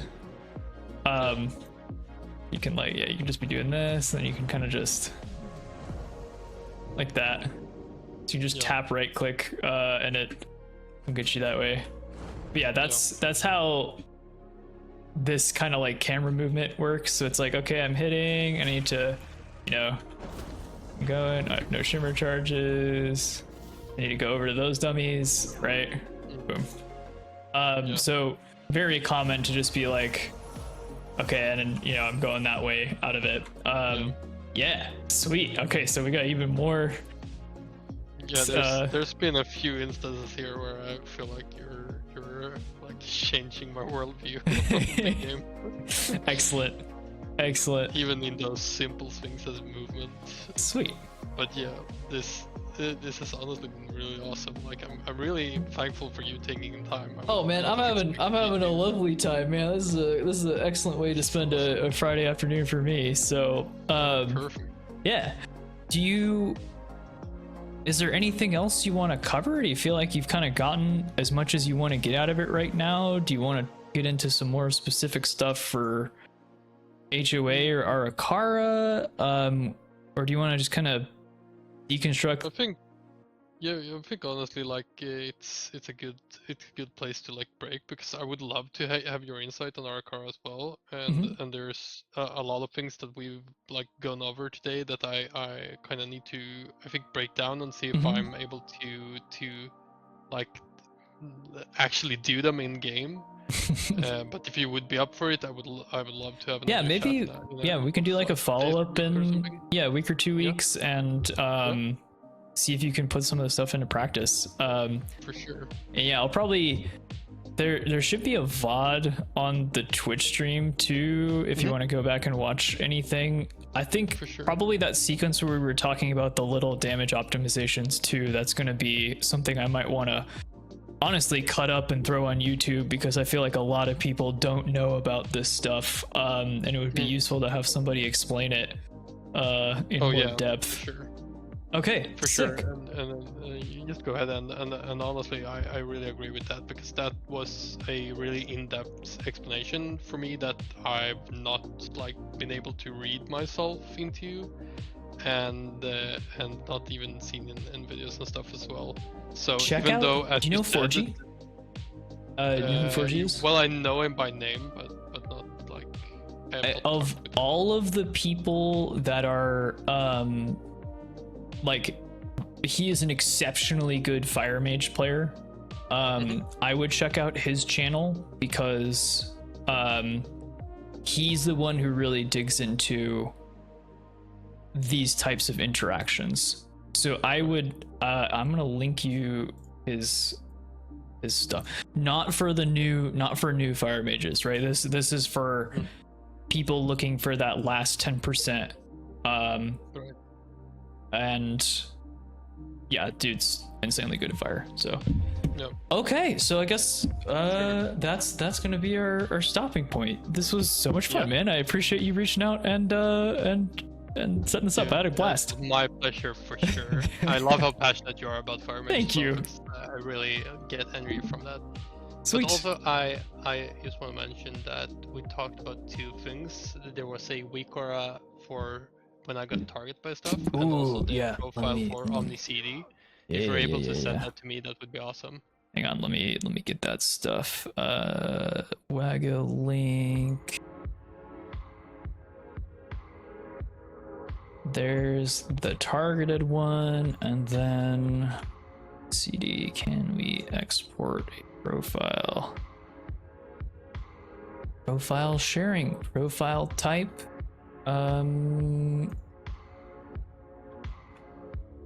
Okay, that is a string. Omni CD export. There we go. Thank you, brother. Thank you, brother. Sweet. All right, man. It's pretty late over there, huh? It's like 1 a.m. or so. Yeah, it is. It is. All right. Well, you have a great night, and I'll talk to you soon. Dude, thank you. Take care. You too. Have a great night. Bye.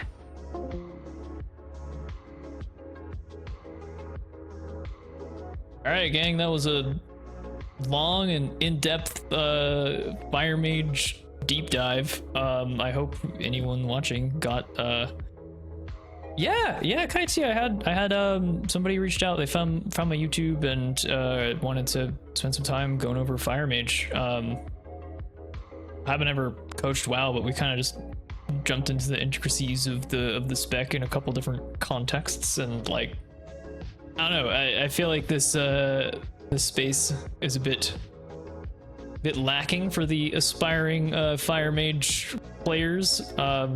Shit, man, I'm an aspiring Fire Mage player. I still don't know. Well, no one's playing this spec because it's not that great, but what are you gonna do? Yeah, I think we got into some really good material, like really good nuts and bolts of the spec. Nah, this is it's changing so drastically in Midnight. I don't know. This could be. What's the right way to say it? This iteration of Fire we've had it since like 10.1.5 kinda. It's gone through a couple adjustments, but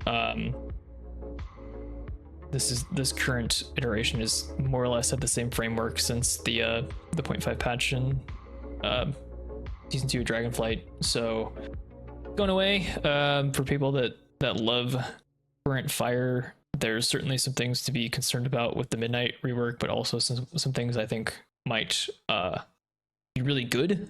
I don't know. That's too far in the future, and I can't think that far ahead. So we're playing it as is right now. Love me some Flamestrikes. We'll see. We'll see if they destroy it or not. But oh my god, my voice is like scratchy. I feel like this is the most talking I've done in a day in a long time. I'm gonna call it an afternoon. Thanks everybody for tuning in. I might cut together some like highlights from this if people are interested, because I feel like there's some really good